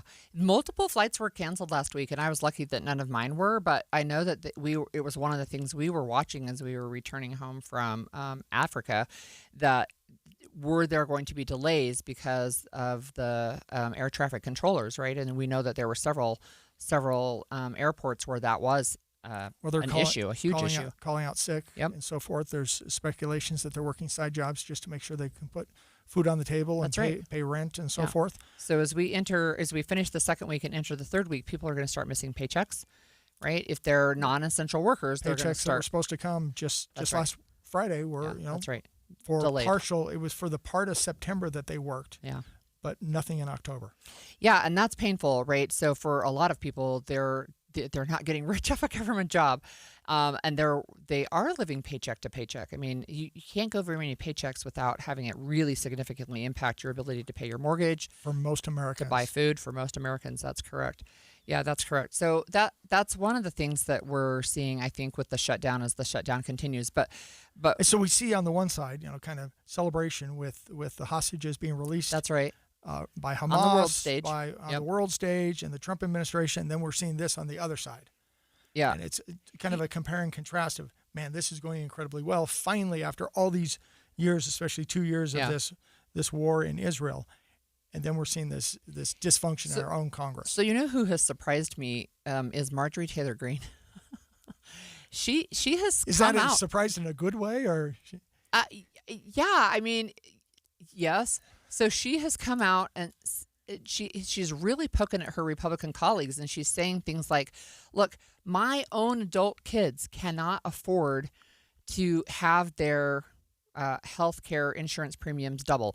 And that's what Republicans are doing. She went on Sunday shows yesterday and she was kind of mocking Republicans, saying, I was all over the Capitol, and guess what? I did not see a single Republican working on a Republican plan for health care, right? I mean, she's really poking at them now, saying, look, we're going to end up owning this. And of course, Democrats are saying, well, Republicans are saying it's Democrats' fault. Democrats are saying it's Republicans' fault, right? And in the meantime, the government is shut down. Yeah, and when you look at healthcare, I mean, the more government's been involved in healthcare, from my perspective, the more it's driven up the cost and made it harder for everyday Americans to afford. And so then the solution is to say, okay, we got to take federal money that we don't have, that we're borrowing, to then prop up, to subsidize the cost of healthcare, which to me, it's a long-term untenable situation, no matter how you slice it, taking on the debt, subsidizing healthcare, driving up the cost. But in the situation we're in right now, this is the unfortunate situation, as people are seeing, because of federal government involvement is just driving up the cost of healthcare. Yeah, that's right. We're going to continue this conversation when we come back. So again, House Speaker Mike Johnson will not call the House back into session. And Deseret News congressional correspondent Cami Mondo will join us to tell us what's coming up next. We're streaming live on KSLNewsRadio.com and on the app for KSL News Radio, sponsored by At Your Service Pros. The KSL News Radio app will update you on breaking stories. Red Cross brought relief supplies. And you'll get exclusive audio streams from local events, breaking news, and sports. Cougars feel like they can overcome anything. All of your favorite KSL hosts are there too, so you can listen anytime. Plus traffic and weather. Download it today. The app for KSL News Radio. Hello, car donation hotline. Hi, I'd like to donate a car to the Utah Kidney Foundation. Are you in Utah? Awesome. Let's get some info and we'll send you a tow truck. But I want my car donation to benefit my neighbor in Farmington who needs a transplant. Are you in Utah? That's a no. I'm in SoCal, but you're still donating to charity. What charity? Does it matter? Yes, I want my donation to stay in Utah. Righteous dude. You need to call Tow Cars in Utah. Locals only, am I right? Oh, yeah. I remember tow cars with a K like kidney. It's on a billboard somewhere. TOWKARS.org. That's it. Towcars.org. If you'd like your vehicle donation to help Utah kidney patients in the Beehive State, please use the web address on their billboard, towcars.org, to donate your old car or truck. That's TOWK like kidney, ARS. Towcars.org. It's the Medicare Advantage annual enrollment period, and Humana knows not everyone has the same needs when picking a Medicare Advantage plan. Now that I'm retired, I want to enjoy the life I've worked hard to build. So I want a plan that covers me when I'm traveling the country. Humana has a plan for that. As a veteran, I want a plan that fills in the gaps my VA coverage doesn't provide, like dental care. Humana has a plan for that. I feel good about my health. I just want care and coverage with predictable costs. No surprises. Humana has a plan for that. With a Humana Medicare Advantage plan, you get coverage and benefits that focus on what matters most to you. Learn more at gethumana.com. Humana, a more human way to healthcare. Humana is a Medicare Advantage HMO and PPO organization with a Medicare contract. Enrollment in any Humana plan depends on contract renewal.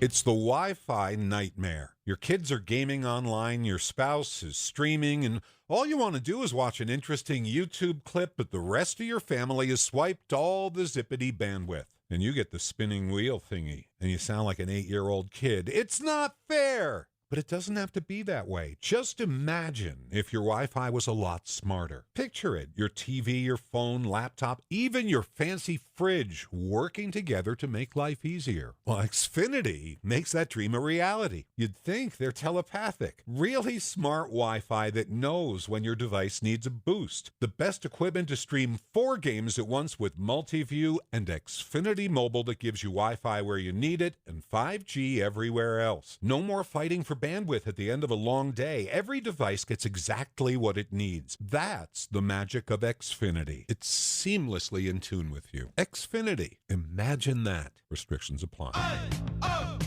Let's go! You're still glowing, flirting, grooving. You still got it. But your immune system weakens as you age, making it harder to fight flu, pneumococcal pneumonia, RSV, and COVID-19. Vaccines are a key part of any health routine and help strengthen your immune response. Ask your doctor or pharmacist which vaccines you need. Schedule in minutes at VaxAssist.com. Sponsored by Pfizer. I'm Ed Evans, CEO of Consumer Cellular. Ever wonder why Big Wireless wants you on an unlimited plan? They probably want you to cover the cost of those 20-somethings using all that data every month. But most people 50 and up like me only use 12 gigs or less. Don't get bamboozled by Big Wireless. Switch to Consumer Cellular. Our plans start at just $20, and we use the same towers as the big guys. Join the millions who choose something better, because if you're not using all that data, you're probably getting used. Call 1-888-FREEDOM or visit consumercellular.com/facts. Plans include $5 credit for auto pay and e-billing. See site for additional facts. Getting help with electrical repairs is easier than you think. All you have to do is call Any Hour Services or schedule an appointment at anyhourservices.com. No one helps more homeowners than Any Hour Services. Every 2 minutes, an American is sexually assaulted. The majority of victims know their attacker. It could be your friend, your neighbor, or someone you met at a party. If you said no, it's rape, and it's a crime. This is Christina Ricci with RAINN. Call the National Sexual Assault Hotline today at 1-800-656-HOPE or visit rainn.org. That's RAINN.org. Brought to you by RAINN and this station. And expanded Inside Sources. Inside Sources. We're continuing our conversation about the government shutdown, day 13, no end in sight.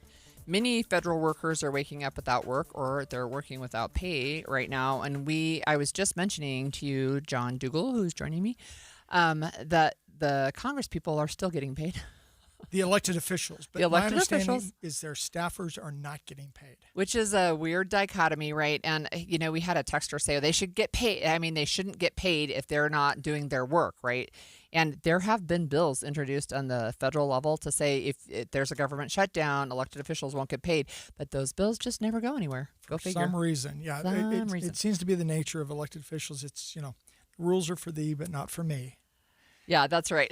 So don't text you, don't text me, text the fellow behind the tree, right? So it's that applies. So it's the shutdown. One of the things that's interesting to me is also it's related not to the funding, but to the function of government. There's an elected official in Arizona who cannot be seated because Mike Johnson won't call the House back into session and swear her in, right? So she's a Democrat.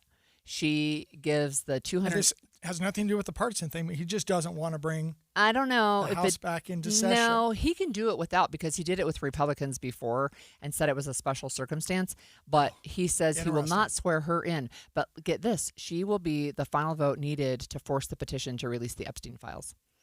So once she's sworn in, she's already said she's going to sign that petition, and that means they can force the vote on that. And Mike Johnson has become very reluctant to talk about or release the Epstein files, but you can only delay it so long. Right. Well, and that's part of my understanding of, one, he wants the Senate to do the job when it comes to passing the continuing resolution. The other part is he just doesn't want to deal with the Epstein file issue. That is right, but he's going to have to. So, look, both parties... And so many Republicans push that release the files, and then all of a sudden it's like, oh, but never mind. That's the Marjorie Taylor Greene thing, too. And she's like, I cannot believe that we campaigned on, we ran on, we swore we were going to release the Epstein files.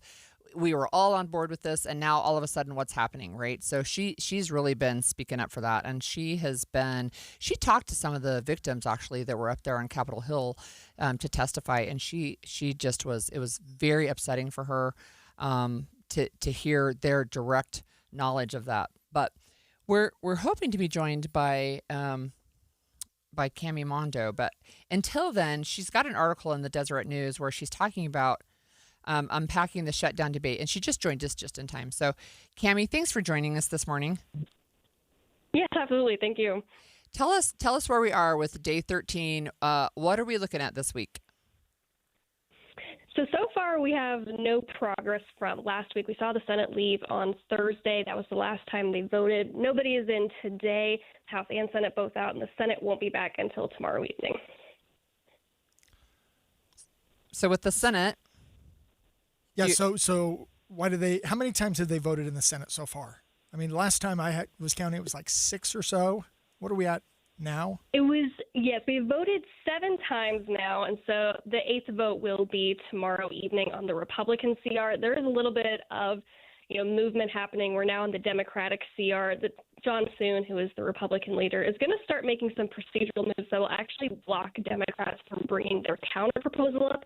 So as of right now, they only have one more opportunity to vote on that counter proposal. It probably won't happen tomorrow night. It may happen Wednesday, but we're seeing Democrats kind of run out of options here as Republicans try to force them to end the shutdown. How much are senators really feeling the pain that they have to act versus continue to stay in their respective trenches? You know, last week we started to see some of that pressure building as, you know, more workers were being put on furlough. As we saw last week on Friday, they started to announce layoffs. So we're probably going to see a lot of that pressure culminate tomorrow when these layoffs are, you know, they continue to increase. The military paychecks are supposed to happen on Wednesday, although the White House is trying to find a way to keep them paid. But, you know, that won't likely apply to other federal workers such as the TSA or even border agencies. So I think as you see people missing paychecks and also people just getting laid off of their jobs, we might see more pressure growing in a couple days. Any indication of how large the layoffs are going to be? What percentage of federal workers? There hasn't been a set number yet. On Friday, we saw at least 4,000 people who are already laid off. Those could just continue to grow to, thousands more over the next few days, but they didn't give any details of how far this may go or when they may stop.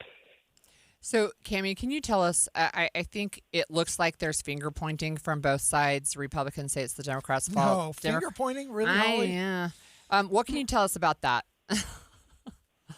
Yeah, so that's always been kind of the whole struggle here. That usually when there's a shutdown, it's pretty easy to tell which party is the one who is completely at fault. In this situation, it's been interesting because Democrats, for all intents and purposes, are the ones who shut this government down. But they say that there are reasons that the Republicans are not, spending the money even though it's being passed. They're saying there needs to be things done on health care. And so the finger pointing actually has been pretty strong on both sides. So you can see from polls that voters so far completely split on which party to blame for the shutdown. I think that's why Democrats have kept it going for so long, is that politically it does work for them in some ways, even though, they are the ones pretty much holding the CR at a stalling point right now. Cami, I think the longest time we were shut down was 35 days under the first Trump administration. We're day 13. We're, about a third of the way there. Do you think we're going to reach 35 days or longer, or do you think they're going to come together sometime before? I really hope it doesn't last that long. But, this one I think could be a little bit shorter. In that last shutdown that was 35 days, it was a partial shutdown, and so there were still some appropriations being paid out. So we didn't see the same military pay issue the last time around because those bills were passed ahead of time, and so military were still being paid in the last shutdown. Because they're not technically being paid in this shutdown, that could be a pushing point that makes it last a little bit shorter. But, if the White House does find a way to continue to pay them, we could see this stretch on for a couple more weeks. Marjorie Taylor Greene is attacking her Republican colleagues. Is that going to sway them at all? So far, it seems that House Speaker Mike Johnson has kind of brushed that off. He kind of says that Marjorie Taylor Greene doesn't know the full scope of the details, and that's why she's attacking her colleagues so publicly. But, she is a big voice in the party, and so even if Mike Johnson does push back against her, Marjorie Taylor Greene is a well-known name. A lot of voters listen to what she says, even those outside of her state of Georgia. And so it could, increase pressure on some of her Republican colleagues. And it could be what turns the tide a little bit on the Republican side. But for right now, Republican leaders are saying that she doesn't know the full details and that it doesn't matter. But we could see that change depending on, how much longer this goes. Thank you for joining us, Cami. We've been speaking with Cami Mondo, Deseret News congressional correspondent. We're going to dip in really quickly to the peace summit that's happening in Egypt right now. The world leaders are just signing the peace deal. Remarkable situation if you look at just the visual of it and the imagery of it. Caitlin, I'm going to come to you now, who you're still in Tel Aviv. The President of the United States sitting in the row with leaders from the Middle East, but there are other really important leaders of the world, including the Middle East, like the King of Jordan sitting behind him, and they're all waiting for their turn to sign this document. I guess the first question that people are probably wondering is, what exactly are they signing? Do we know the answer to that yet, Caitlin?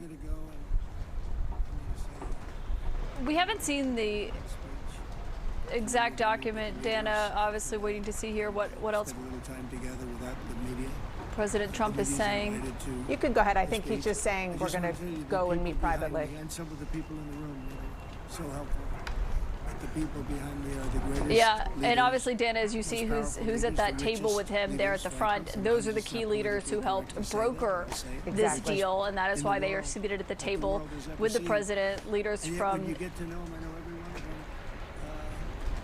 in their own way, and I can say in particular. All right, Caitlin, let's go back and listen to what the president is saying. Some of the greatest people you'll ever meet, and people that really care for their countries, and why this happened is they all came together and they wanted to get Gaza straightened out. They wanted to get the whole thing straightened out. It got to a point where it was just crazy.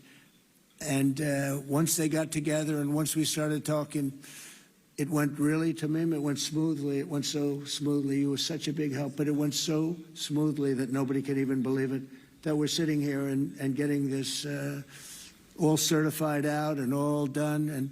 And everybody's happy about it. Everybody's happy about it, like I've never seen before, actually. I've done other deals, and people don't care as much. Big deals, I think they're big deals, but this is something that's taken off like a rocket ship. And it did from the beginning, and I've heard for years, this is the biggest deal, it'll never happen. For years, long before I ran for office, that this is the Middle East. It's the biggest, most complicated deal.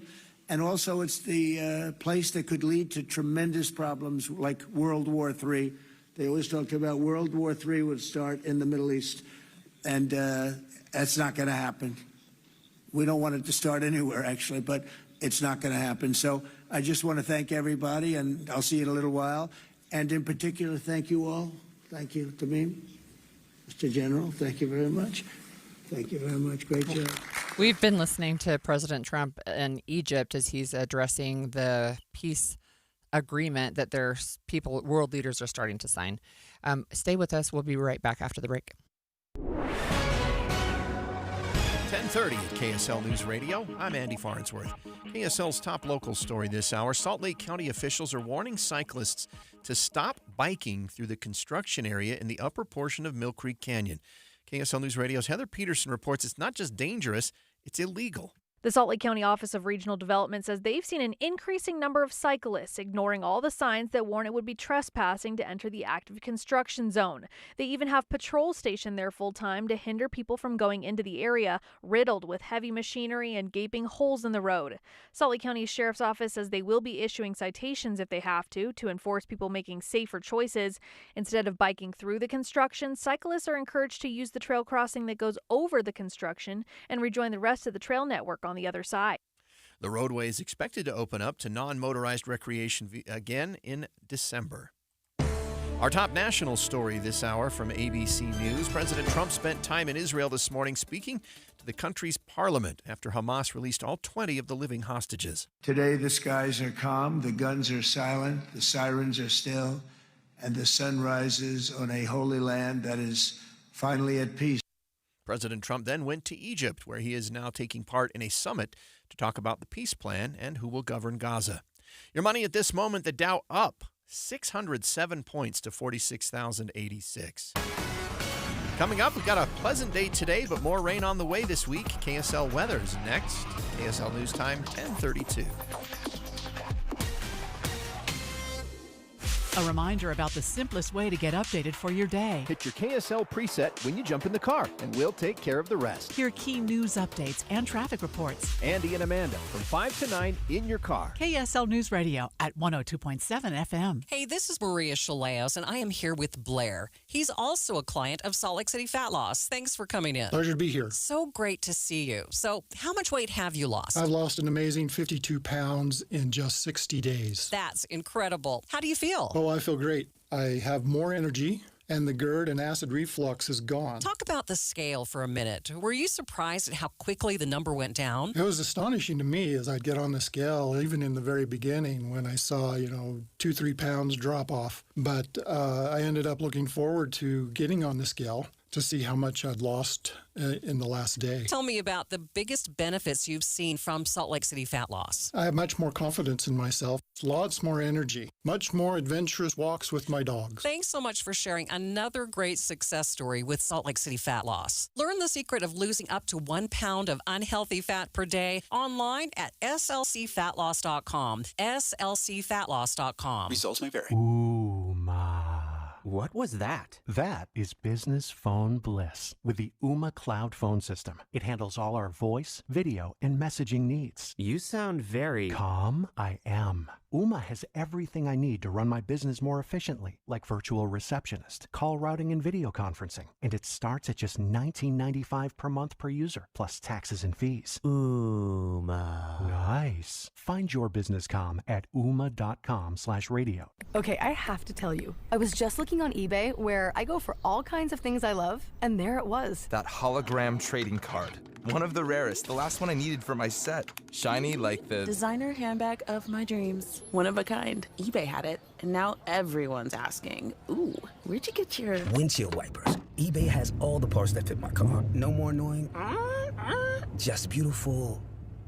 Millions of finds, each with a story. eBay. Things people love. You've got your whole life ahead of you, so choose a Medicare plan you can count on. And that's what you get with a Medicare Advantage plan from United Healthcare. With more than 45 years' experience serving its members, United Healthcare has plans with low monthly premiums that fit your life today and as your needs change tomorrow. The Medicare annual enrollment period ends December 7th, so go to uhc.com/Medicare today. United Healthcare Medicare plans. It's Medicare coverage Utah can count on. If you are facing divorce, call Cordell and Cordell today. There's a lot on the line in divorce. This is Joe Cordell of Cordell & Cordell, the largest family law firm in the country, with over 35 years of helping clients navigate divorce. Divorce touches all areas of your life: your home, savings, retirement, and of course, kids. So when you find yourself facing divorce, you need a partner you can count on. If you are facing divorce, contact Cordell and Cordell today at 1-855-GET-LEGAL. That's 1-855-GET-LEGAL. CordellCordell.com. Traffic and weather together brought to you by Mountain America. Turn everyday spending into an extraordinary escape. Here's Heather Kelly. Well, we do have a report of a disabled vehicle in traffic. This is on 90th South heading eastbound at 700 West. So it's before you get to I-15 coming over from the west side. Now, I don't see it on cameras. Also not seeing excessive delays in the area, but use caution as perhaps emergency crews will be arriving on scene shortly. We are also seeing just a few brake lights southbound I-15 in Murray between 53rd South and the I-215 South interchange. But again, nothing out of the ordinary there. Just a couple people slowing down as they take some of the exit ramps. Heather Kelly in the KSL Traffic Center. KSL weather looking at 70 degrees for a high today, but later tonight more clouds move in and they bring with them a chance of rain into Tuesday morning, then Tuesday night. Another wave of rain lasting into Wednesday. Right now, it's 59 degrees and sunny in Salt Lake City. I'm Andy Farnsworth from the KSL Common Spirit Health Studios. Listen online at kslnewsradio.com. We're Utah's news, traffic, and weather station. The all-new Inside Sources. Inside Sources. Your inside access to the people and policies shaping Utah's future. Here are Greg Skordas and Holly Richardson on KSL News Radio. What's up today? It's Holly Richardson and John Dougal, Frugal Dougal. It's great to be with you. Yeah, thanks for joining me. So you were in the House for a decade. And you and I actually served together for a while. We did. You were my mentor, if I remember correctly. Well, I appreciate that. It was great. Yeah. So it's great to be with you today. Thanks. But when we were there, I don't remember having the types of conversations about school safety that we're having now, right? And absolutely not. Today, the Utah legislature has a committee. It's the School Safety Task Force is meeting this afternoon, and they're really they're trying to work through a number of issues. And if you... Well, I'm going to mention one thing real quick. Yeah, please. Okay. When you and I were in the legislature, task forces where we were told things went to die. Yeah. It's changed quite a bit. It has changed. This is a task force designed to try and solve some serious issues. Yeah, some serious issues. So sometimes when we talk about school safety, we think K through 12, but we also now know Charlie Kirk, the shooting of Charlie Kirk on Utah Valley University, we could call that a school shooting. It was on a college campus, a school campus. And so USHE, which is the Utah System of Higher Education, they're also looking into how to best create safety on campuses as well, right? University campuses around the state. So anyway, we have with us Representative Steve Eliason, who's going to be testifying in the committee this afternoon. And thanks for joining us again, Representative Eliason. Oh, my pleasure. Happy to be with both of you. And I know you both served together, but I was there in the mix at the same time, too, and am still there. I know. You are still there. Good for you. So what can listeners expect today? If they wanted to tune in, le.utah.gov, they can listen to this hearing. But what can you tell us about what is coming up on the docket today? Yeah, thank you, Holly. A number of items, some cybersecurity stuff, but we will be talking about campus safety. You know, we've been largely focused on kind of traditional school K through 12 safety. You know, knock on wood, Utah has never had a K through 12 school shooting, but we have had two university shootings, one at Weber State back in 1993 where the shooter was killed by Weber State police. And then, of course, the horrific incident with Charlie Kirk.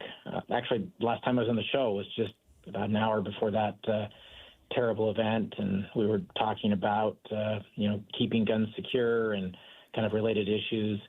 So today we'll be talking more about what we can do to keep our campuses safe. If you look nationwide, while most school shootings have generally been in K through 12 schools, you know, there are a number of horrific incidences, including Virginia Tech of higher education shootings. I'm going to be giving a report in the meeting this afternoon about some really exciting updates related to Safe UT. Safe UT is what is Safe UT, and talk about those changes. Yeah, thank you. So Safe UT is a program we've had for nearly a decade now, and it's an app. It's more than an app. It's a system of care for both students, parents, teachers. They can download it, Safe UT, and a student can access crisis services 24/7, 365 from the Huntsman Mental Health Institute, from master's level clinicians, via talk, via the phone or via chat embedded within the app. We have significant usage among students in Utah. While we can't say it's exclusively due to Safe UT, I am happy to report that in the past 2 years, our youth suicide rate's down close to 40%. We know Safe UT has played a role in that. But the genesis behind Safe UT actually came out of the Columbine shootings, where they realized, hey, a lot of people knew that these two young men were up to some horrific actions or plans, and if that could have been reported early on, it could have been foiled. The Secret Service is basically the number one thing that schools can have in place to prevent a school shooting is what they call an early warning system.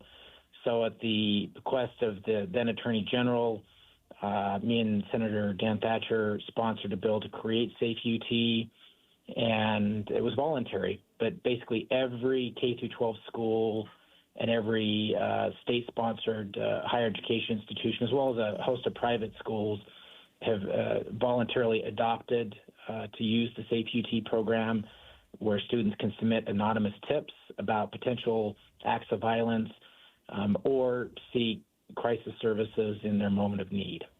So what are the updates? Can you share those? Yes. So one of the challenges we had is, Holly, you're kind of like me. We have a few children. John, I'm not sure how many you have, but I would have. I have 3, but I'm the oldest of 11. Mm-hmm. So.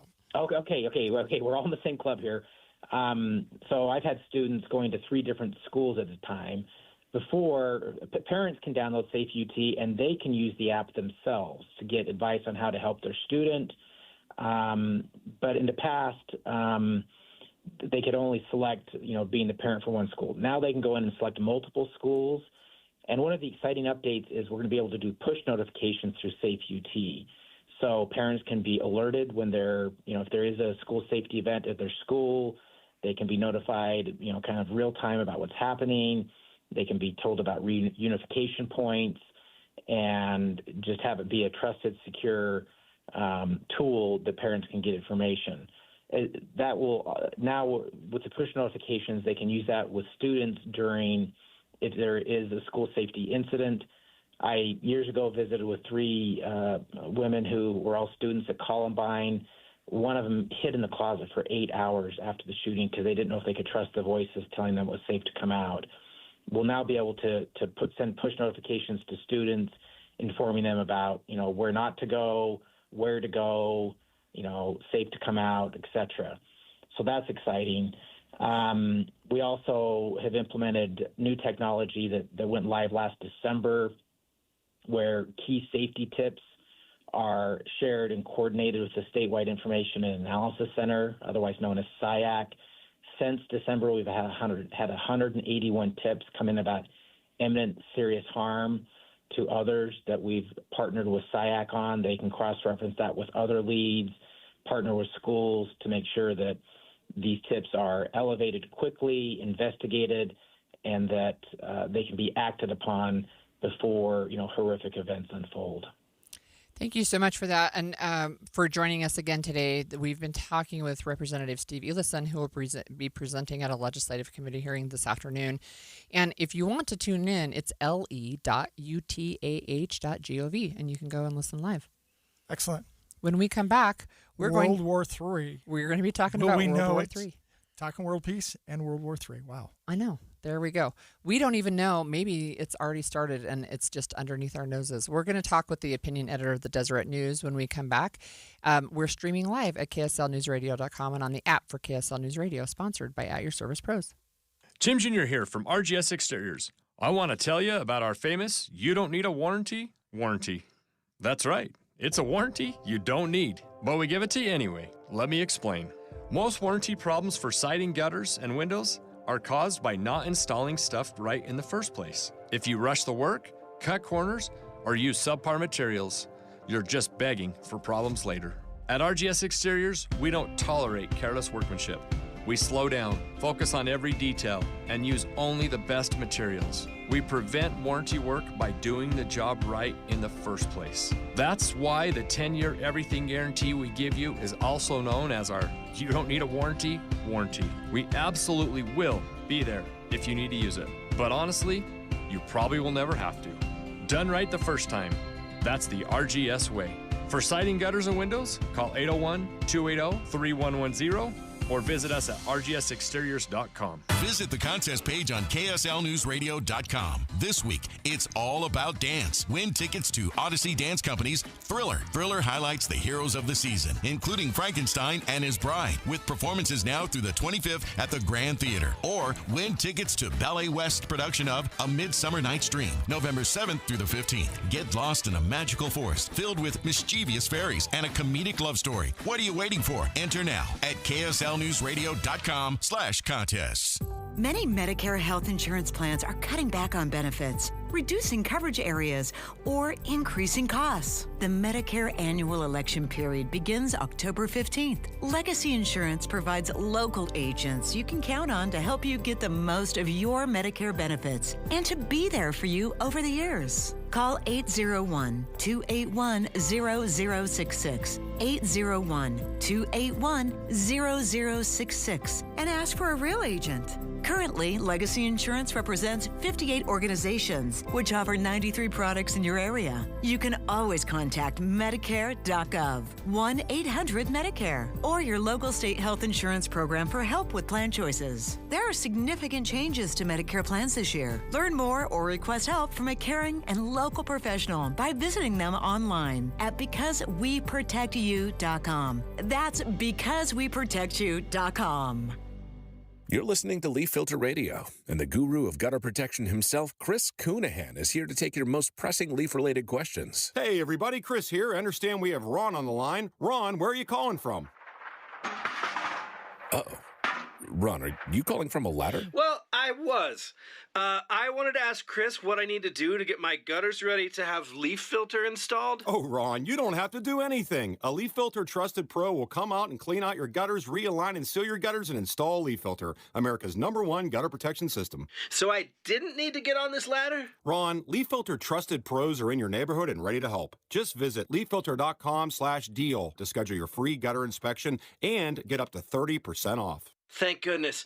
What was that site? To get this special radio offer, go to leaffilter.com/deal for your free gutter inspection today and get up to 30% off. That's leaffilter.com/deal for up to 30% off. leaffilter.com/deal. See representative for warranty details. Any Hour Services free furnace sale is going on right now. If you haven't scheduled your free estimate yet, what are you waiting for? Call Any Hour Services today or schedule online at anyhourservices.com. Most of us like to be out in the sun. That's why sunscreen and other safety measures are key to protecting your skin from aging and cancer. The FDA recommends using a sunscreen with a sun protection factor, or SPF, of 15 or higher. Also, look for broad spectrum on the label. That means both harmful ultraviolet A and B rays are blocked. UVA rays age the skin, UVB rays burn, and both cause cancer. But the perfect sunscreen doesn't count if you use it wrong. Don't need sunscreen on a cloudy day? Wrong. 80% of UV rays still get through the haze. Only use sunscreen at the beach? Nope. Anytime you're outside, UV rays attack the skin, so you need protection.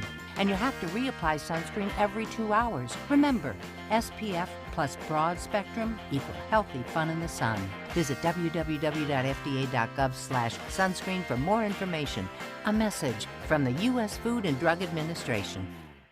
Inside Sources. Welcome back. This is John Dougal with Holly Richardson. And one of the things that strikes me is we've got on the monitors, we're seeing all the reunification piece, the hostages being released and reunified with their family members and hugging and tears and so much joy. And yet our next guest is going to talk about World War III. Is it already underway and we just haven't realized it? You know, there was a new opinion piece from the Deseret News that suggests the battlefield may not be physical, but digital. Yeah, I think that's right. And I was really struck by this is Jay Evanson that we're going to be talking with, but I was really struck by the headline: if World War III starts, how will we know?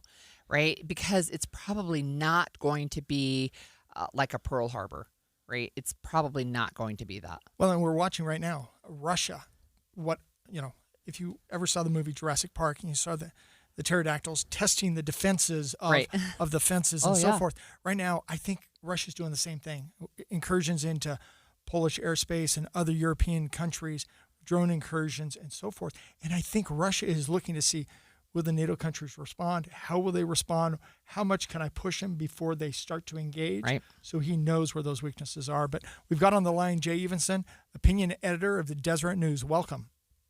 Welcome. Thank you very much. I'm glad to be here. Is World War III already taking place? Well, it's a bit of a provocative headline, but you're never known for being provocative, are you? Almost never.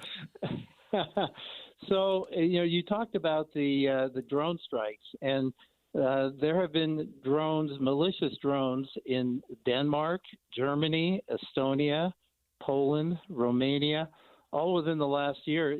Denmark had to close the Copenhagen airport on 2 separate occasions and divert several flights because there were so many drones flying around that airport. And, Russia may be gambling that we won't go to war over a drone incursion over the border of Poland, for example. The question is, where do we draw the line? And, of course, there's always this deniability. Russia saying, gee, it wasn't us. I like what Stephen Kotkin of the Hoover Institution said. He said the military-industrial complex is no longer a place, it's software. And our editorial board met with 47G, which is a Utah consortium of aerospace and defense companies. He told us, he said, we may never live in a day where Russian artillery rolls onto U.S. soil, but we go to war via our cyber networks every single day of the week. I found that interesting. Yeah, my husband works in internet security, and he says, yeah, it's not only is it daily, but it's hundreds, maybe thousands of times a day or more, depending on which what the target is. What the target is exactly, right? So what does that look like, Jay, for us in the United States, or for us in Utah specifically? Well, we need to start paying attention to some of our critical infrastructure and some of our most vulnerable infrastructure. Aaron Starks told us, he said, if you wanted to cripple the United States, you would go after any of our energy infrastructure, because by and large, all over the country, it's antiquated and it's extremely fragile. Now, as far as Utah is concerned, 47G is actually doing quite a bit. And defense and aerospace is now about 1/5 of our economy here in Utah. And there's a lot of work being done to try to shore up infrastructure. A lot of this is kind of your run-of-the-mill malicious behavior, trying to break into bank accounts or large businesses getting into their accounts and stealing money. But others of it is more directed at the military and how to get into some of our critical military infrastructure. We have to start taking this seriously in this country. Now, Holly, you know that I go to Sweden quite a bit because our family has property over there. They are really tuned into this over there. I mean, if you're standing on the edge of the Baltic in Stockholm and looking down the way, you know that St. Petersburg is just a few miles down. And they're very concerned about it. They've retooled their underground bunkers. Now they can hold about 2/3 of the Swedish population with enough food and facilities there to keep them going for quite a while. We're not that tuned in here in the United States, and I think we ought to be. Well, when you talk about the critical infrastructure, I mean, for a lot of folks, that's really electricity and telecommunications. Right. And yes. So how do we deal with that? I mean, that sounds like an expensive problem. It sounds like something we're not going to solve overnight. How do we go down that path? A lot of the experts say that it's not. It sounds overwhelming, but it can be just as simple as updating your software, using the patches that come out, and particularly when it comes to our vulnerable computers where we have our banking information, for example. Make sure those things are up to date, but not just individuals, but our companies, our banking institutions, our hospitals, and our critical energy infrastructure, our dams, electrical substations, those types of things need to be updated. And the private sector is going to play a big role in this, in providing patches and keeping us on guard against malicious software. Well, there's certain kind of bombs, EMP or electromagnetic pulse, which you blow that up just above in the air, not bury it into the ground, and it can take out electricity, it can take out our electronic systems, our cars, phones, etc. And so we've got to harden that grid. And there's been many folks sounding that warning for decades now, but we really haven't taken many steps down that path. Right. We have that, and I think the next big phase in the drone warfare is to have completely autonomous drones using AI that are capable of flying on their own to a target and are very difficult to intercept or to try to counter with some kind of software. And I think we need to be the leaders in that technology, and I'm not sure right now that we are. Well, not just in the air, but also in water and across the ground. There's all sorts of different drones that they're developing to fight those battles. Yes. And we've got several drone companies here in Utah as well. Yeah, that's right. That's right. But one of the things that I saw in your article, Jay, is that you quoted Representative Bacon. He's a Republican in Nebraska, and he's chair of the Cyber Information Technology and Innovation Subcommittee. Could you tell our listeners what he told a hearing in May? Yes, he was pretty direct, and he said it's time to stop talking about preparing for conflict because we're already in one. I, for one, believe that it's now time that we start acting like it. And he went on to talk about his concerns about how far behind the United States is. He says our adversaries are clearly not deterred from acting against us, and we're clearly not meeting our potential in developing the cyber capability, capacity, and posture that is commensurate with that threat. You know, one of the things I heard is that you always fight the last battle, right, or the last war, and yet when things have changed so dramatically, I mean, I think we have seen it with not only Israel and Hamas, but we see it all the time now in Ukraine, between Ukraine and Russia. Just the use of these drones they can pick individuals off, they can fly without hurting the operator of the drone, right? That has again changed the nature of warfare. What can we do? What is Utah doing, I guess, to be a leader in this space? Well, Utah is trying to attract a lot of defense industries, and through 47G, I think, as a consortium, they get together and they talk and they work together.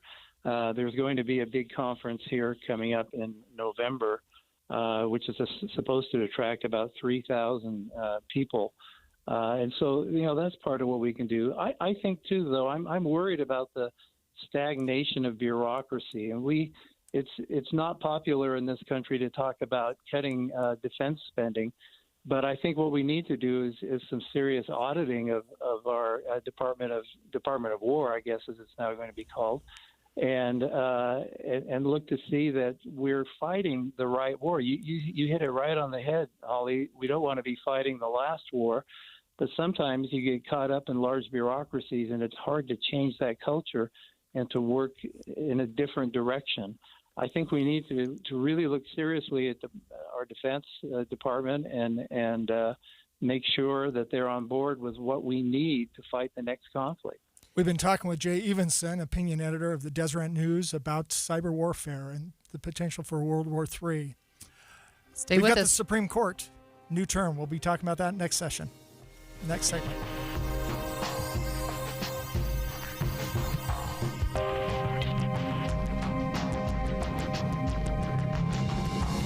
KSL FM Midvale. KSL Salt Lake City. From the KSL Common Spirit Health Studios, this is KSL News Radio.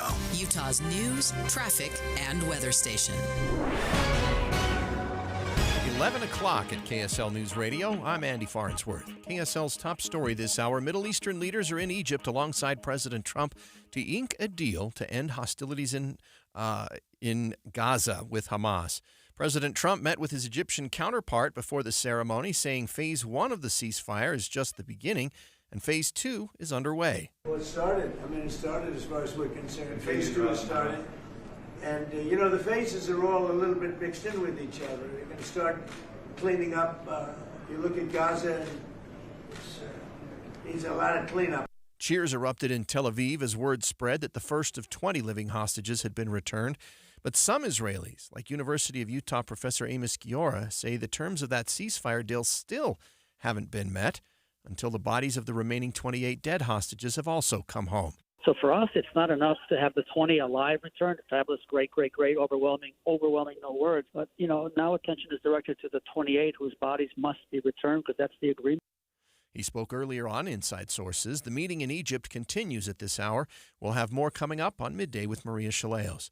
The federal government shutdown is now in its 13th day with no sign of any agreement within Congress to end it. We're hearing from federal employees who say they've now been fired. Around 4,000 of them have filed a lawsuit. Your money at this moment, the Dow is up 664 points to 46,143. Coming up, the sun's out right now, but there's more rain on the way. KSL weather's next. KSL News Time, 11:01. The sources where we get our news matters. When you listen to Utah's Morning News, we want you to feel the stories are important to you and trustworthy. This is Amanda Dixon. And I'm Andy Farnsworth. Join us weekday mornings on KSL News Radio. If you have Medicaid and are new to Medicare, you may qualify to enroll in a Humana Medicare Advantage dual-eligible special needs plan with a lot more benefits like dental, vision, and hearing, along with helpful support when you need it most. Now is the time to see if you qualify to enroll. It only takes a few minutes to find out if you're eligible. Our licensed sales agents are ready to help you understand your options. So this Medicare planning season, we can help you plan well. Learn more at humanaduals.com. Humana, a more human way to healthcare. Humana is a dual-eligible special needs PPO SNP plan with a Medicare contract and a contract with the state Medicaid program. Enrollment in any Humana plan depends on contract renewal.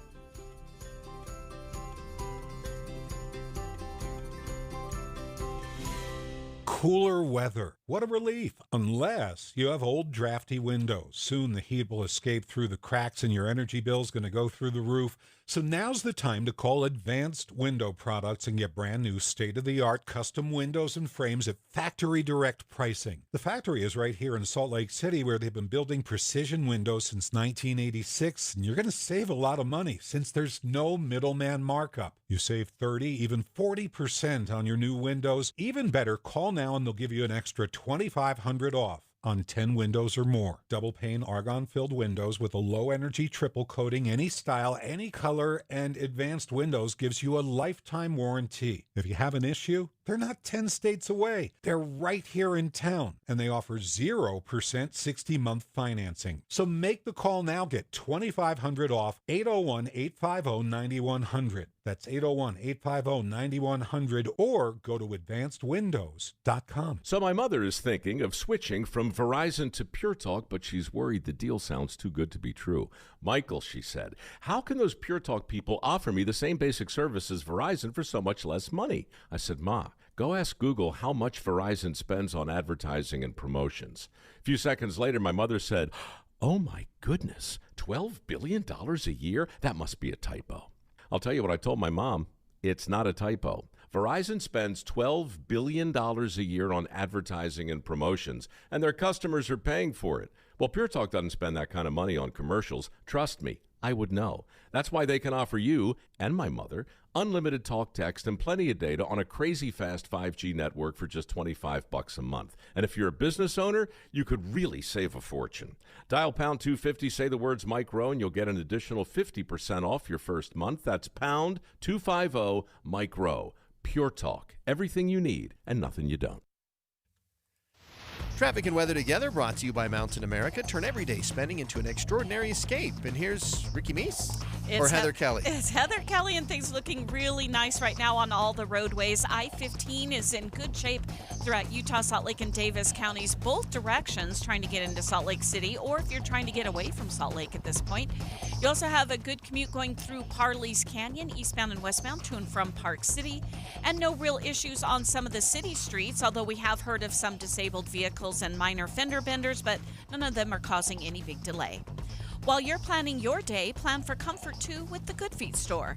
Find the location nearest you at goodfeet.com. Heather Kelly in the KSL Traffic Center. Thank you, Heather. KSL weather today. Clouds will start to move back in as the day goes on. We'll top out at 70 degrees, but tonight, expect some scattered showers into tomorrow morning.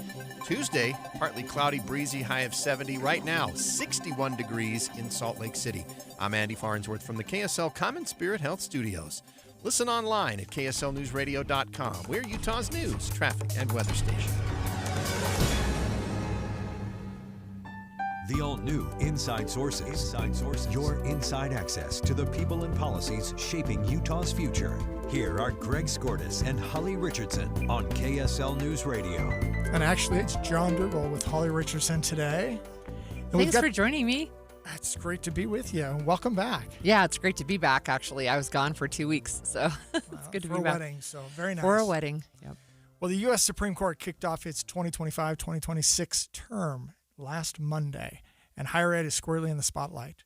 2 headline-grabbing cases on transgender athletes are already on the docket, and legal experts say the real action may come from the court's lesser-known shadow docket, a fast-track process that's already led to major staffing cuts at the Department of Education and sudden reversals on research funding. And that's hitting close to home. So we know the University of Utah lost a lot of research money, and it's stopping research just midstream even.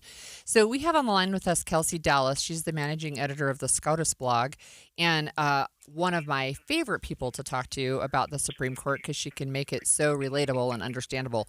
What is happening with higher ed in the Supreme Court right now? Thanks so much, Holly. Thanks for having me. Yeah, I found this article I read about this topic from Inside Higher Ed incredibly interesting because I think most of us are headed into the 2025-26 term thinking of President Donald Trump and how the court will reflect on his executive authority to fire people, to adjust foreign aid funding, to push forward his executive order on birthright citizenship, and lost in the shuffle a bit about the courts assessing these different policies was how many of the policies involve the world of higher education. So as you already were speaking about, there have been these emergency docket or shadow docket decisions about funding for research and then also staffing at the Department of Education. Both of those decisions will probably come back to the Supreme Court for a full assessment, what's called like oral argument or on the merits docket.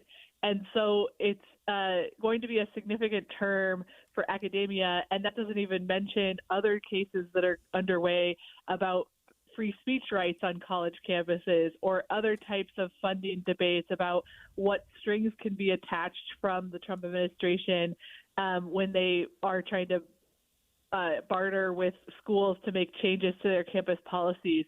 So I think that it wasn't until I sort of read some recent coverage from Inside Higher Ed that I realized, wow, this could be a really big deal for schools across the country. Talk a little bit more about the free speech issues you're seeing before the court. Yes. So I think that this bubbled to the surface when President Joe Biden was still in office. There were questions of how schools were dealing with protests over the fighting between Israel and Hamas. And the Trump administration has taken a harder line on that topic and said that schools really need to work hard to prevent any sort of unrest to the level we saw about 2 years ago. And that has led to some uncomfortable dialogue between college leaders of the Trump administration about what changes schools are willing to make, how the Trump administration can enforce the changes they'd like to see. We've seen debates between the Trump administration and Ivy League schools like Harvard about potentially revoking large chunks of funding, even beyond this question of research funding. And so it's sort of exploring a whole new world of the law. And the Trump administration is really pushing against some old standards to see what they are allowed to do. So what's the time frame? Is this fast track thing going to be happening like in the next few months? Is this something that's going to play out over the entire term, which I think ends in June? Yes, that's a great question, and it is not always a satisfying answer because the Supreme Court, when there is a request for in emergency relief, which is what you were referring to as the shadow docket, some people also call it the emergency docket or interim docket, that could happen basically any time. Like the Trump administration or a school could come to the court and say, we really need your help, put this decision on hold because it's very much harming us. So don't make us make this change to research funding or make this change to campus policy while this ongoing lawsuit plays out. So that can happen at any moment, and the court generally acts on those types of requests within maybe 2 weeks or a month or 2 months.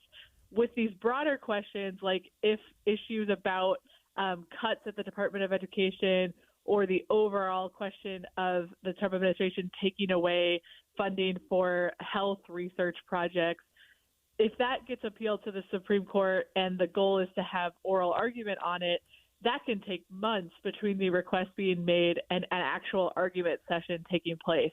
And so on Friday, the court just took up a criminal case, and they actually won't hear argument on it until January or February, probably. And so if you get these higher education cases appealed later this year, they might not even make it into the 2025-26 term. So it really is a strange timeline, especially if you have stakes in the debate and feel like it's very urgent.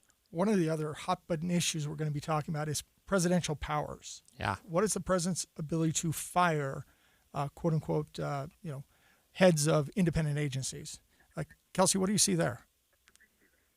Yeah, those are cases where, similar to these higher ed ones, they were originally in front of the court on the shadow docket or interim docket The court, in the case of the FTC commissioner, Rebecca Slaughter, allowed her to be removed from office. But technically that is a temporary decision because they haven't considered sort of the broader underlying questions, and arguments will take place on that. And that's where they're sort of determining how much authority the president has to fire, remove leaders of what we previously thought of as independent agencies. In some cases, it might be a question of whether that removal can take place at all. In other cases, it would be what type of reasons the president would have to have for firing someone, like what would a cause of firing look like. And the other big one that folks I'm sure are following is the president's authority to remove Lisa Cook, the Federal Reserve governor. And that's interesting, where it came up as an emergency request from the Trump administration, hey, we want to remove Lisa Cook.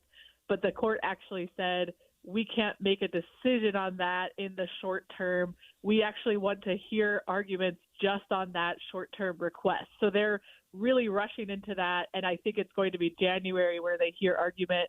And so I say that's unique because they haven't actually taken up the bigger question about the president's relationship with the Federal Reserve. They really are just hearing argument about the decision about Lisa Cook specifically. We've got one more minute left. Talk about the Voting Rights Act. Last year, the court heard a case out of Louisiana about redistricting. My understanding is that's going to be coming up possibly this week. Yes, arguments are scheduled for Wednesday. And so, as you noted, this will actually be re-argument, where the court had heard discussion, heard debate last term, and then decided that they weren't prepared to make a decision. They are now looking more squarely at when courts can order states to create new congressional maps based on race or addressing race. The question in Louisiana was the Louisiana legislature interfering with the rights of black voters by not having a second black majority congressional district? But then it was like, wait a second, if the Louisiana legislature creates a district specifically looking at black voters, does that then become a problematic focus on race in redistricting? So if you're confused, you're not alone. It's a very nuanced debate where it's like, okay, we need states to be thinking about race as they do redistricting, but not thinking about it in the wrong way or overemphasizing it. Wow. Thanks for joining us, Kelsey. We've been speaking with Kelsey Dallas, the managing editor of SCOTUS blog. And when we come back after the break, we're going to talk about tariffs. Woohoo! The KSL News Radio app will update you on breaking stories. Red Cross brought relief supplies. And you'll get exclusive audio streams from local events, breaking news, and sports. Cougars feel like they can overcome anything. All of your favorite KSL hosts are there too, so you can listen anytime. Plus traffic and weather. Download it today. The app for KSL News Radio. Ready to order? Yes. We're earning unlimited 3% cash back on dining and entertainment with the Capital One Saver Card, so let's just get one of everything. Everything? Fire everything. The Capital One Saver Card is at table 27, and they're earning unlimited 3% cash back. Yes, Chef! This is so nice. Had a feeling you'd want 3% cash back on dessert. Ooh, tiramisu. Earn unlimited 3% cash back on dining and entertainment with the Capital One Saver Card. Capital One, what's in your wallet? Terms apply. See CapitalOne.com for details. Progressive has great customer service, and it's easy to reach us because great and easy is the way to be. Like salads. Great for you, and so easy you can put any group of veggies in a bowl and it's a salad. A full carrot with a head of cabbage? Weird, but still a salad. 1 radish and a couple of green beans? Also a salad. 14 blueberries, half an onion, and a sunchoke? Odd, yes, but an odd salad. So contact Progressive's customer service by phone, app, or online. It's great and easy, just like salad. Progressive Casualty Insurance Company and Affiliates. You've got your whole life ahead of you, so choose a Medicare plan you can count on. And that's what you get with a Medicare Advantage plan from United Healthcare. With more than 45 years' experience serving its members, United Healthcare has plans with low monthly premiums that fit your life today and as your needs change tomorrow. The Medicare annual enrollment period ends December 7th, so go to uhc.com/Medicare today. United Healthcare Medicare plans. It's Medicare coverage Utah can count on. Upgrade your hunting arsenal with premium brands at great prices during the Shields Hunting Sale event happening now through October 19th. Scope out savings on your favorite brands in camo, rifles, ammunition, and so much more. Like $200 off the Sitka Fanatic jacket and up to $500 off the Leupold VX5 HD rifle scope. Join the community of hunters who trust Shields experts to outfit their adventures and get more bang for your buck now through October 19th at Shields. You're still glowing, flirting, grooving. You've still got it.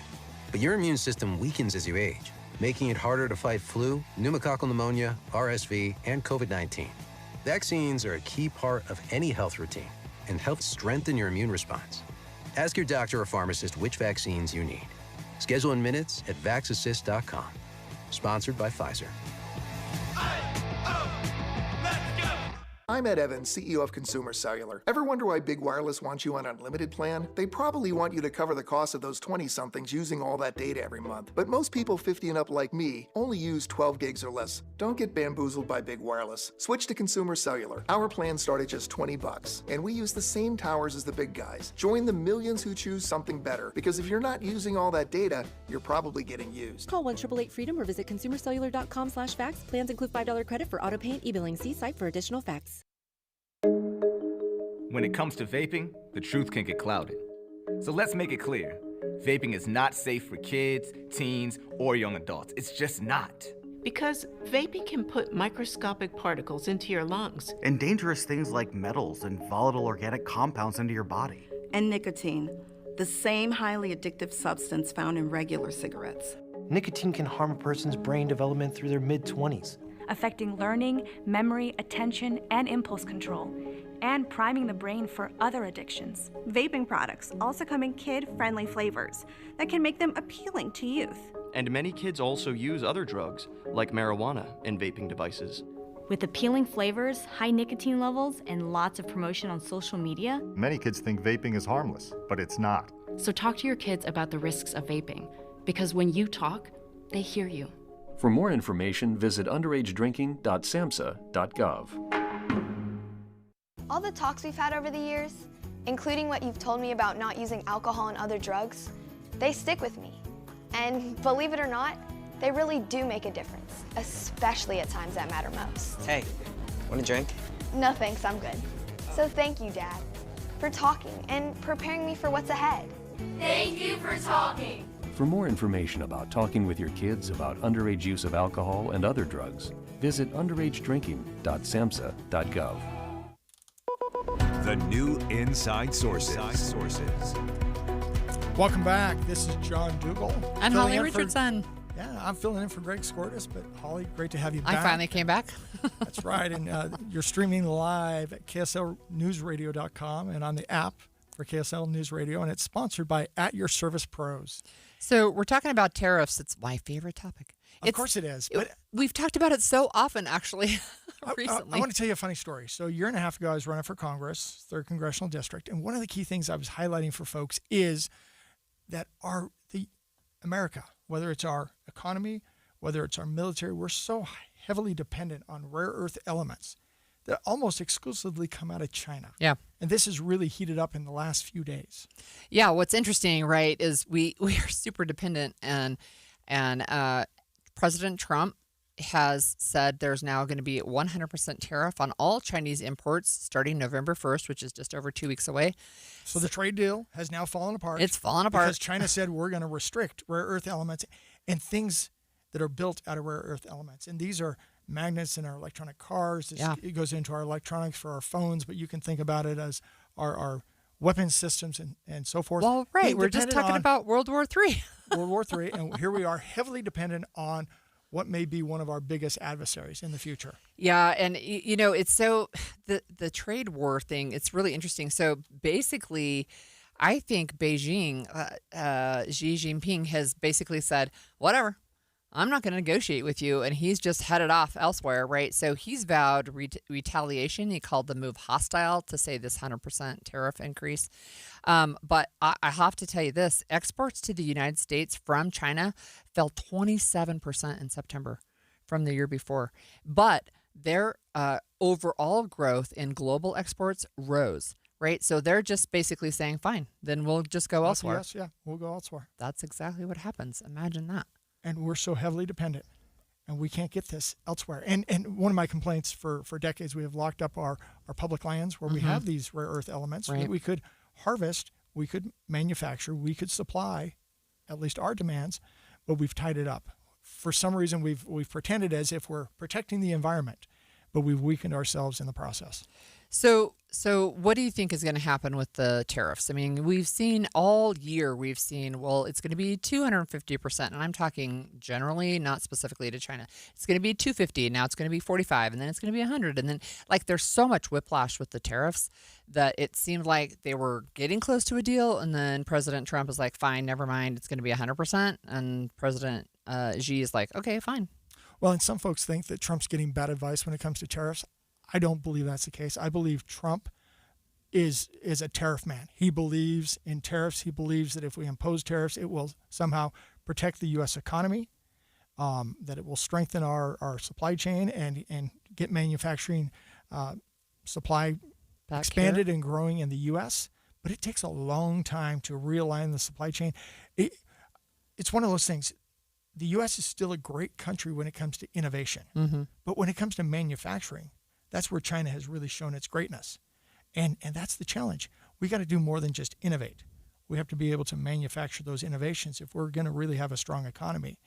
And in the process of manufacturing, you gain some skills. And the fact that we've lost manufacturing skills, we've lost certain core competencies, if you will, that have been offshored. It's going to take quite a while for us to bring it back. And if you're a businessman or woman and you're investing, and you're going to get whipsawed on again, off again, on again, off again. Maybe it's on again with this administration, off again with the next. And that investment is going to take decades to pay off.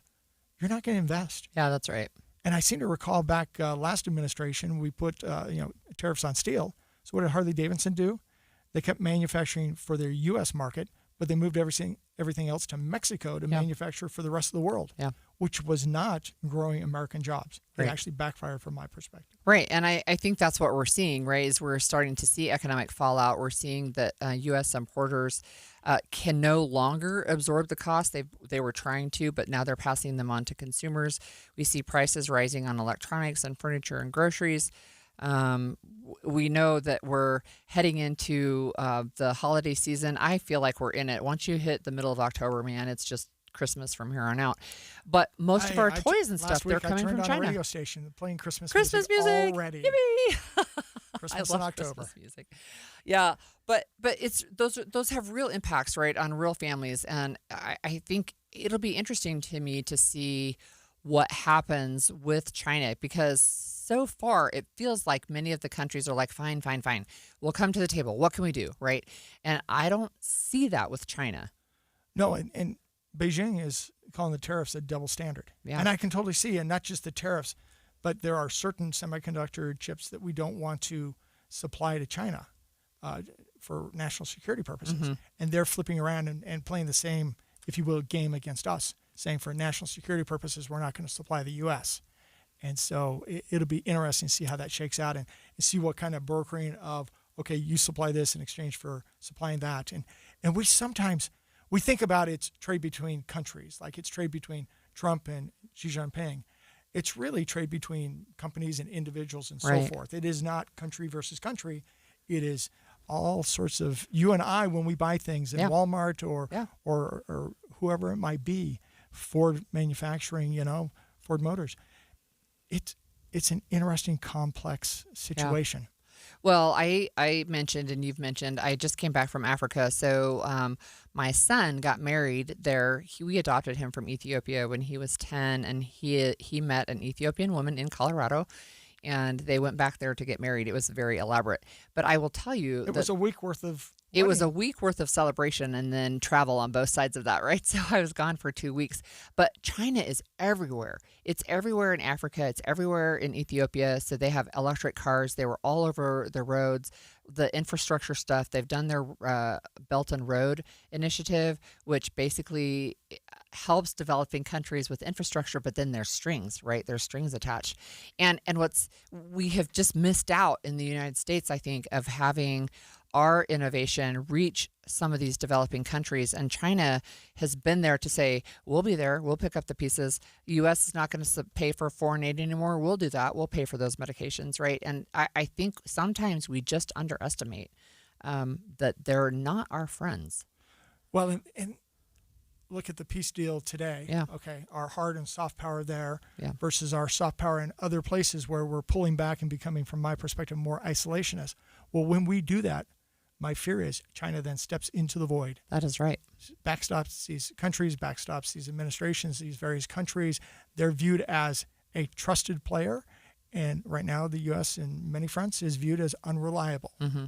They were trusted in the past, but right now they're unpredictable. What's really going to happen? Right. And that's where I think there's a loss, because the U.S. soft power, I'm not talking money, I'm just talking soft power and influence out there, just does amazing things and has a great history. Yeah. It's, one of the things that we learned during the pandemic that we're also reliant on China for is our medications. Right? So much of the medication we use every day comes from China, supply chain coming from China. And if you remember just the personal protective equipment, right, the PPE stuff, and China was right there to say, here we are. Was it semi-defective? Yes, it was, right? But they were first out of the gate to say, we'll send it everywhere. And we in the United States were like, oh my gosh, we don't have enough ibuprofen, and we don't have enough, stuff for the anesthesia to happen in hospitals, and we don't have enough Pitocin for women in labor. And guess where it was all coming from? China. Yep. China. And we thought, hey, we know how to innovate. We're good. We're good. And we are good. Innovation is not good enough. That's right. That's right. So that's an interesting discussion. We'll see if people start to feel the effects of those tariffs as we head into the holiday season. Again, we've talked about this on the show before with Greg. We talked about Christmas trees. Most of the artificial Christmas trees also come from China. Most of the toys come from China, right? So have you planned that far ahead? I don't know. I mean, I wasn't planning on buying a new tree. When elections start kicking off, really in 2026, how that will play into those elections? I think for sure it will, right? It's always who said it? It's the economy, stupid. Was that Bill Clinton? Right? It was James Carville. Okay. He worked for during Bill that Clinton, election. Right. And it's still the economy, stupid. That's right. It still is, all these years later. So stay with us during the break, because when we come back, we have the opportunity to discuss a powerful new film that John has seen and I want to see, titled Truth and Treason. And it is about a teenage boy in Germany, and Angel Studios will be joining us next to talk about that. I'm very excited. Stay tuned. 11:30 at KSL News Radio. I'm Claire Scott. KSL's top story this hour. President Trump is in Egypt with other world leaders, signing documents related to the ceasefire deal between Israel and Hamas. He told reporters earlier that phase 2 of the deal have already begun. Hamas has freed all 20 living hostages in exchange for around 2,000 Palestinian prisoners. We are on pace to set a record for the rainiest October ever here in Salt Lake City. The storm this month have already dropped nearly 3.5 inches of rain. The National Weather Service says we've got a chance of seeing rain off and on from tonight all the way into Thursday. And they say this storm could very likely deliver the last bit of water needed to break the record that stood since 1981. Your money at this moment, the Dow is up 573 points and the S&P is up 102 points. And coming up, the rain comes back. KSL Weather's next KSL News Time, 11:31. Mornings are for recharging. And they're for starting your day right. We volunteer to join you in the car. Get news and weather at 102.7 FM during the most important part of your day. Andy and Amanda, each morning between 5 and 9 on KSL News Radio. Hi, this is Doug Ryden. For years, I've been telling you about products I truly believe in and that we use in our home. And one is Kinetico. We all know the downsides of hard water, tough on home appliances, frustrating spots on shower doors, but it also affects your personality. When you shower, does the water feel invigorating? Hard water can leave your skin feeling sticky and itchy. A Kinetico soft water system changes everything. It's like having a luxurious spa experience when you shower, making your daily routine something you look forward to. Kinetico, it's a difference you can feel. Their patented system uses far less salt than competitors, and they're exclusively focused on water softeners. They're the experts in their field, and they'll show you the difference for free with no obligation to buy. Call Connecticut Quality Water Systems of Salt Lake, an authorized independent dealer, at 801-576-8600, or check them out online at softwaterutah.com. Start enjoying your water. Spoil yourself every day. If you are facing divorce, call Cordell and Cordell today. There's a lot on the line in divorce. This is Joe Cordell of Cordell & Cordell, the largest family law firm in the country, with over 35 years of helping clients navigate divorce. Divorce touches all areas of your life: your home, savings, retirement, and of course, kids. So when you find yourself facing divorce, you need a partner you can count on. If you are facing divorce, contact Cordell and Cordell today at 1-855-GET-LEGAL. That's 1-855-GET-LEGAL. CordellCordell.com. 1847. Our home Utah takes shape. A century later, Utah's home champion is born. Since 1947, Whipple Service Champions has earned the trust of over 250,000 Utah homeowners, with techs who rise above to deliver award-winning heating, cooling, plumbing, and electrical. Championing the spirit of 47, Whipple is offering $47 off any home repair or service, including drain clearings. Act now and call Whipple Service Champions at 801-896-1947 for the win today. Many Medicare health insurance plans are cutting back on benefits, reducing coverage areas, or increasing costs. The Medicare annual election period begins October 15th. Legacy Insurance provides local agents you can count on to help you get the most of your Medicare benefits and to be there for you over the years. Call 801-281-0066, 801-281-0066, and ask for a real agent. Currently, Legacy Insurance represents 58 organizations, which offer 93 products in your area. You can always contact Medicare.gov, 1-800-MEDICARE, or your local state health insurance program for help with plan choices. There are significant changes to Medicare plans this year. Learn more or request help from a caring and local professional by visiting them online at BecauseWeProtectYou.com. That's BecauseWeProtectYou.com. Traffic and weather together, brought to you by Mountain America. Turn everyday spending into an extraordinary escape. Here's Ricky Meese. Valley Freeway traffic in good shape. No accidents, no delays. Crews have wrapped up a small accident at Mountain View Corridor and California Avenue. Looks like we do have a little bit of roadwork slowdowns. Again, this is on Pioneer Crossing going eastbound, approaching the I-15 junction. Prep for winter. Get a furnace inspection from a certified heating contractor to check for safety and efficiency. A reminder from Enbridge Gas. Ricky Meese in the KSL Traffic Center. A high of 70 today with clear skies before the clouds move back in tonight. Scattered showers overnight and again tomorrow night, with highs falling back down to the 50s on Wednesday. Right now it is 63 and sunny. I'm Claire Scott from the KSL Common Spirit Health Studios. Listen online at KSLNewsRadio.com, we're Utah's news, traffic, and weather station.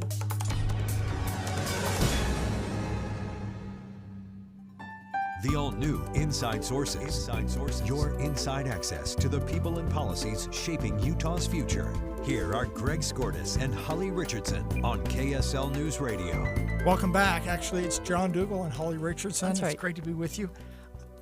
Man, we've been talking too much war today. I know. War in Gaza, World War III. Now we're talking World War II. I had the privilege over the weekend of going to a screening of a new movie, Truth and Treason. And it's a powerful movie. As World War II rages, a teenage boy in Germany is forced to confront a terrible truth. Loyalty to his country now means loyalty to a lie. And in his church, his bishop urged obedience to the Nazi regime, that he then, as a result, began to question everything. His Jewish friend was taken away. He was secretly listening to banned radio broadcasts and launched a resistance, exposing the truth. And this is one of those. A nation ruled by fear, and their defiance came at a cost. Yeah, and as the regime closed in, he had to decide what it truly meant to be a good German. This is the story of, it's Helmuth Hubner, right? Oh. And it's one that I've been familiar with for a long time. And Angel Studios made this movie. I am really excited to talk with Jordan Harmon. He's president and co-founder of Angel Studios. And Jordan, welcome to our show this morning. Thanks for having me. I appreciate it. I first, just right out of the gate, why did you decide to make this movie? So when we met with The director, Matt Whitaker, had been working on this for almost 20 years of his life, and he'd been wanting to make this film. And when we met him, nearly 5 years ago, it became very, very clear that we had a similar passion for telling these type of stories that display courage and truth. And I had learned about Helmut when I was, a young boy. I mean, his story taught me courage when I was young. And so to be a part of helping get this funded and distributed out into the globe has been such an incredible thing, because it almost connects you to them in some way throughout history. And so when we got done screening, I knew the movie was going to be amazing. I knew Matt was going to do such a good job directing this, and the team at Kaleidoscope producing it. But when we got done with the premiere at at Jordan Commons, there was just this massive standing ovation. It was pretty remarkable to watch, and it's such an impactful film. Tell us more about the message that you're trying to convey through this movie, and tell us a little bit more for the listeners that may not know the story of Helmut. Yeah, Helmut was the youngest resistance fighter that we know of in World War II. 16 years old.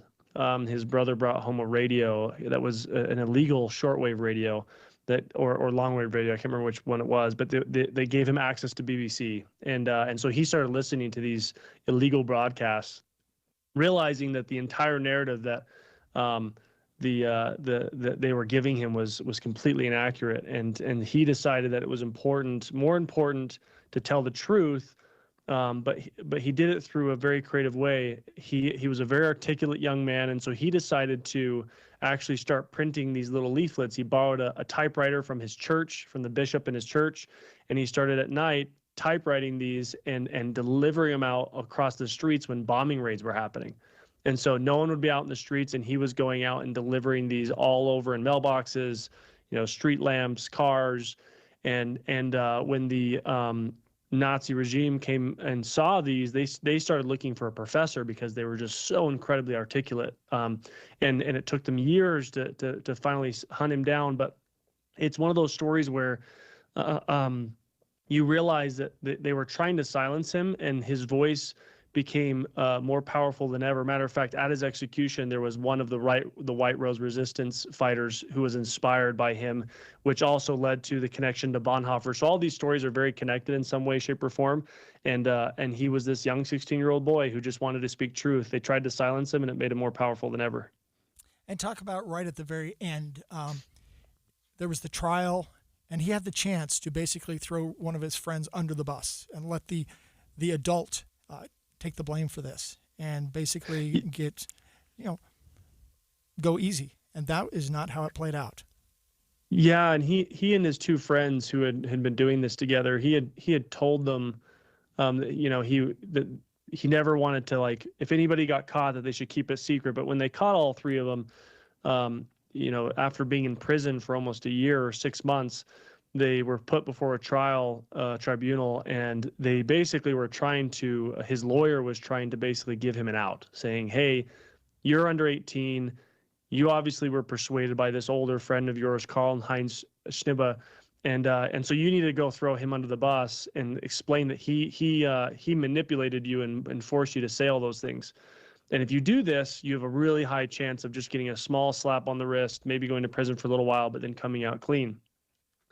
And so he had this entire dissertation written out that he was going to go do in front of this group. And instead, as he began, he felt the prompting, obviously, to continue with his principles. And he stood up to them and spoke his mind once again, saying that, Hitler was obviously wrong for what he was doing. And he stood up for his friends.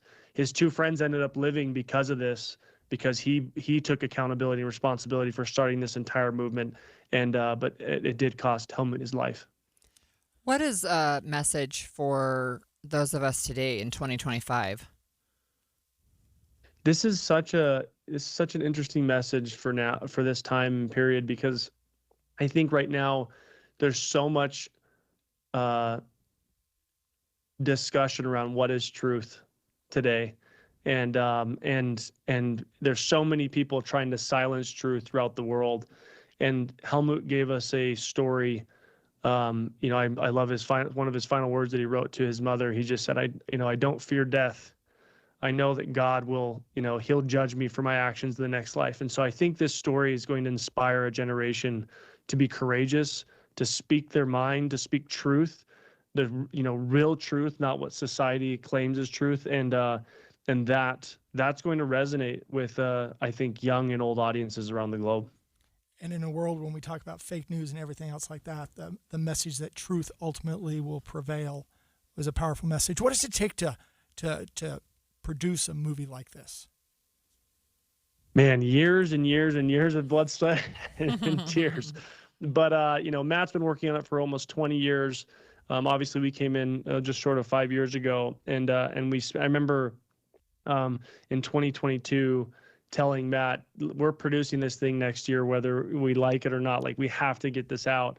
And so, we scraped together the financing, and they went and shot the movie in Lithuania and had such an incredible crew. The crew was actually the group that shot Chernobyl, which is an incredible series. And so this movie, although it is a smaller budget, it feels like a massive film. The way they shot it, the way they did it, it's of the highest production quality. And obviously it's a story that, might be close to a lot of people here in Utah because of the connection with the Church of Jesus Christ of Latter-day Saints and Helmut being a member of that church. And so for us, we hope that people can watch this and realize that, there were so many people making impossible decisions during that time period, both from Helmut's perspective and even from the Nazis' perspective. There's a Nazi soldier in there that you feel for, because you realize that he had impossible decisions and felt immense regret for what he did. And so this film you're gonna see in every line and every frame of this film the pain that was required to get this to the finish line, but we're more than excited to have the world see it. Well, to me, this was a film that was akin to Schindler's List and the message that came from that. Where can listeners see the movie? It's being released, my understanding is this Friday. Yes, this Friday, theaters nationwide. It'll be a very broad release, and you can go get tickets at angel.com/truth. Go get your tickets now. It means the world. If you get your tickets earlier, it helps us secure more locations and bigger auditoriums. And so it's critical that people go support it and buy their ticket. I know most people will go buy their tickets the day of, but I'd encourage all of you listeners to just go get their tickets right now at angel.com/truth. It'll give us more real estate, bigger auditoriums, and a better shot at getting this to a broader audience. This is the movie Truth and Treason. We've been talking with Jordan Harmon, president and co-founder of Angel Studios. Thank you for joining us today, Jordan. Thank you for having me. Yep, thank you. And stick with us over the break. When we come back, we will finish up with fun facts.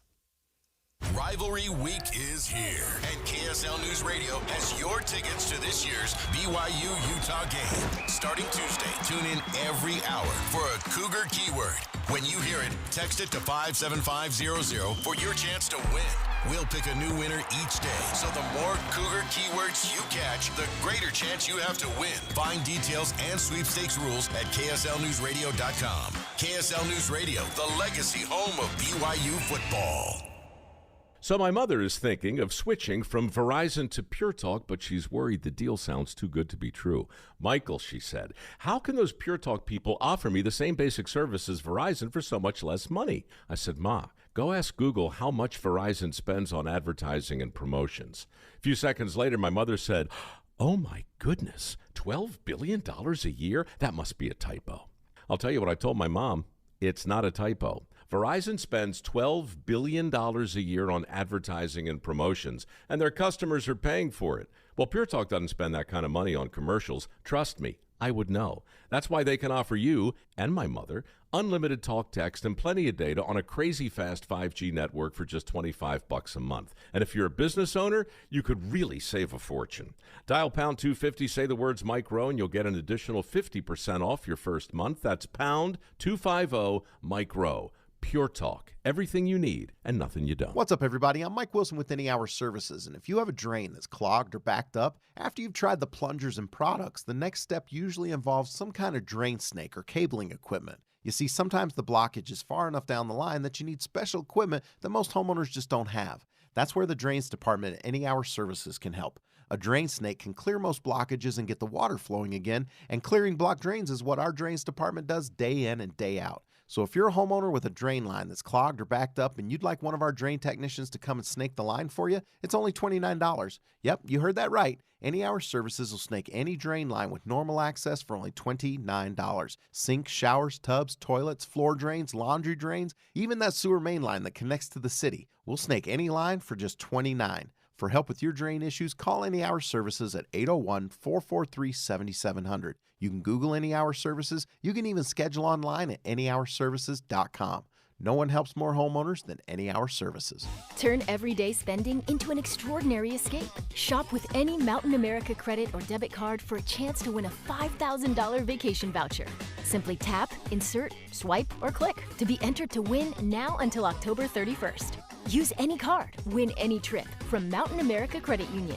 Visit macu.com/anycard for official rules or to apply. Loans on approved credit. Membership required based on eligibility. Insured by NCUA. Limited time offer. Offer can change or be withdrawn at any time. This is Derek Miller speaking on business. For over 30 years, G&A Partners has been providing world-class human resource services and client support. As a certified professional employer organization, they provide HR support and expertise across all 50 states. Chief Operating Officer Aaron Call joins us with more.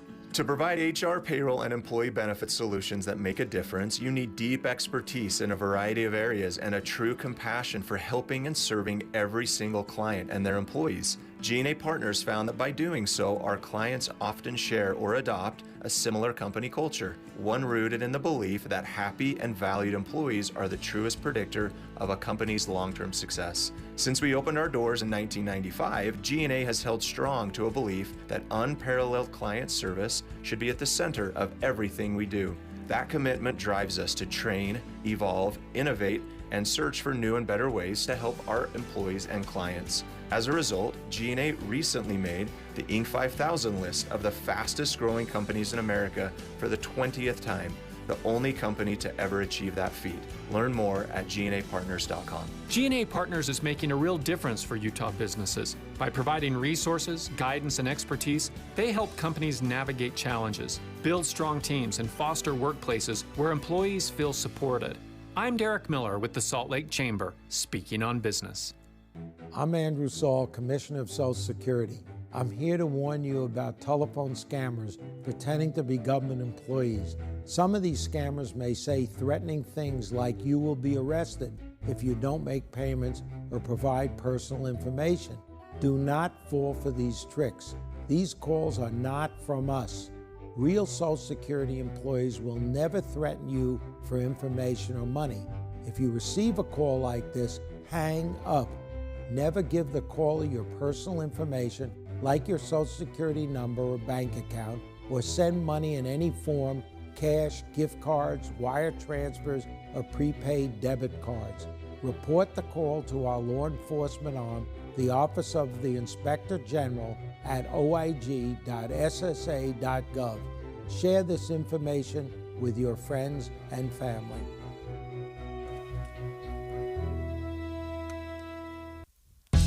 Inside Sources.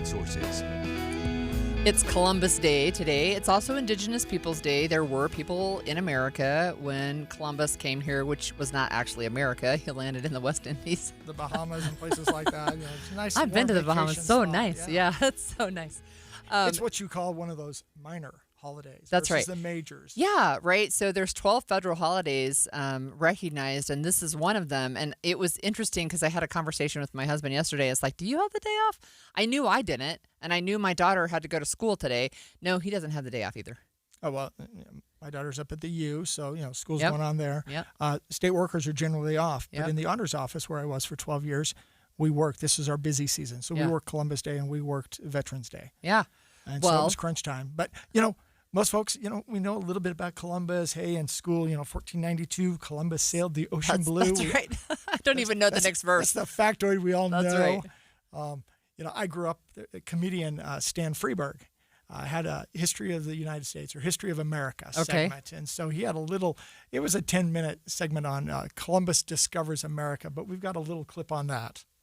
But what kind of nut would you have to be to borrow a ship and put out to sea when you don't know what's on the other side? Round world, round world, I contend it's round and it's going to be found when all the results are in. It's a round world now and it's always trip. And this is what I grew up listening to with Stan Freberg. And one of the debates back then is, is the earth round or not? Are you going to go to the end and then kind of fall off? Well, not when you were in school. I hope that wasn't still a debate. No, but no, back but when back Columbus then, was sailing. Yes. Yeah, so... Oh, come on. Fake news, Anyway, look, it's Columbus Day, and we know there are some things that are closed, post offices, banks. As you mentioned, federal workers had the day off.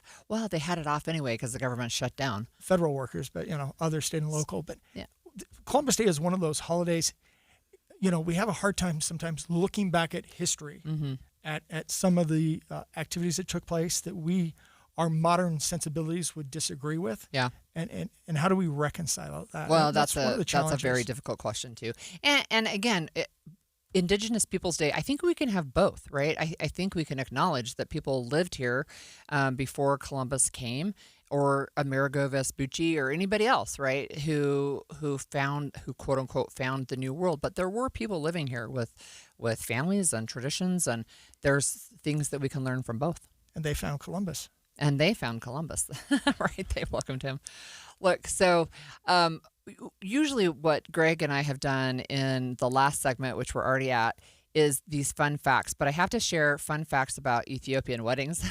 So just briefly. So we adopted, as I mentioned, multiple children from Ethiopia, but this particular son we adopted 22-ish years ago when he was 10. And he met an Ethiopian woman who is a U.S. citizen in Colorado. And then they went to Ethiopia to have their wedding because his biological siblings found him. We didn't know when we adopted him. We adopted him and his brother that there were additional siblings. But in any case, they were able to find him on Facebook last year. So he had some extended family, and then all of her extended family is still there. So we went. There were about 13 of us from our family that went. And it was like a series of events over like 6 days of celebration and ceremony. And somebody asked me, their photographer, they said, their photographer did such a great job. And I said, it was not a photographer. It was a photography crew of like 12 people. So they had like multiple videographers, still photographers. They had a mic on a boom, right? I mean, I'm waiting for the documentary to come out. I know. This thing, it was really, really great. And it was really, they welcomed us. Of course, we're Caucasian and we really stand out. And in fact, we had one guest say, now, how are you involved in this wedding? It's like, well, we're actually the parents of the groom. And he's like, oh, adoption. Yes, adoption. So it was really an amazing opportunity to be there. And, one of the celebrations that they had is they literally had 5 hours of dancing. I lasted maybe 20 minutes, right? And then I'm like, okay. What type of dancing was this? Very energetic. So they're traditional. It's like the modern America style where it's like, the teenagers just hop up and it's down? almost like jogging in some ways, but they have a really elaborate dance that they use with their shoulders. So they do a lot of movement with their shoulders. It kind of looks like they're shrugging their shoulders, but very energetic. And even the older grandmas were dancing, right? But it looks like you're jogging. And they just kept doing it and doing it and doing it. And 4 of our sons were his Richard groomsmen. Simmons, sweating to the oldies. That's right. 4 of our sons were their groomsmen. And my son that was their groom made sure he told his brothers, the one thing you need to do is never stop dancing. So they had blisters on their feet. 5 sweat. hours. Yeah, Wow. it was so much. But it was really, really fun. What a great opportunity. Okay, so I'm going to tell you some fun facts of things that happened on this day, which is October 13th.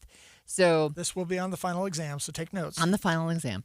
In 1775, the Continental Navy was created. So this would be for the, newly born, almost born. Rolled out the aircraft carriers. No, not yet. Not the yet. destroyers. But it's... How many ships were in that Navy? There were 2. 2 ships in the Navy. And 80 men. So to me... Not quite what you would call a right. Navy, but they were trying, right? They were trying. So they were... Start with what you got and you make yourself look bigger than you are. They were taking on the largest Navy in the world, right? And here's 2 ships and 80 men. So they had the Giddy Continental up. We're off to Navy. the races. Independence came later. That's right. That is right, yeah. In 1792, the White House cornerstone was laid, and that was done by George Washington himself, actually. So, and then if you remember, Maggie Thatcher from the UK, and she was a compatriot with Reagan. She was born on this day in 1925. So what do you remember about the Iron Lady? The Iron Lady, right? And we had our own Iron Lady in Utah. Remember, who was she? Former Speaker Becky Lockhart. That is great, right. Great friend of ours. Yeah, that is right. We love her so much. So Margaret Thatcher was born on this day in 1925, and she was the prime minister from 1979 to 1990, the first woman to lead a Western democracy. Okay, 1945, Milton S. Hershey died at age 86. So who's Milton S. Hershey, do you think? Oh, this sounds like chocolate. That's right. Hershey's chocolate. He is Hershey's chocolate. And he tried several other confections before he landed on this ability to make chocolate that we all recognize now as Hershey's chocolate. He had this to say. I thought this was a good quote. "What good is money unless you use it for the benefit of the community and of humanity in general?" So good guy, but passed away at age 86 in 1945. This is the guy that took chocolate from being a luxury item and turning it into the bars that we know today that have expanded out to just everything. Everything. One of the greatest inventions ever. Right. On this day, I found this slightly amusing, but in 1987, it was the first military use of trained dolphins. So the U.S. Navy, bigger than 2 ships at that point, used trained dolphins in the Persian Gulf. So militarily, right, to get intelligence and reconnaissance and stuff. So I thought that was super interesting. And why didn't they deploy them in the original Navy? Come on, guys. Why did they go train the dolphins? And then still use dolphins? I don't know. I bet we do, actually. They're very smart. Or have we replaced them with drones? Underwater drones. Maybe. I don't know. That's a good question. And then finally on this day in 2010, 33 Chilean miners were rescued after spending 69 days underground. So I remember kind of following that news story, right? It seemed almost impossible that you were going to be able to pull anybody out of that. But after almost, what would have been more than 2 months, almost 70 days, they were able to pull 33 miners out. Yep. A lot took place on this day in history. October 13th. Yeah, it's a good day. And I have one final joke for you because I always have to have a dad joke. So why do ghosts make the best cheerleaders? I don't know why. They have a lot of spirit. They're so dumb. Man, that was ghoulish. Oh, thank you for joining me today, John Dougal. It's really been a pleasure. Oh, it's been my honor to be with you, and welcome back to the States. I hope you figure out what time zone you're on one of these days. I'm still waking up at 2 o'clock in the morning. So that's it for Inside Sources today. And coming up on midday with Maria Chaleos, more than 30 people are without homes after an apartment fire in Layton this week. Volunteers are stepping up. Hear how they're helping survivors rebuild. Just stay with us on KSL News Radio through the break. Thank you for joining us.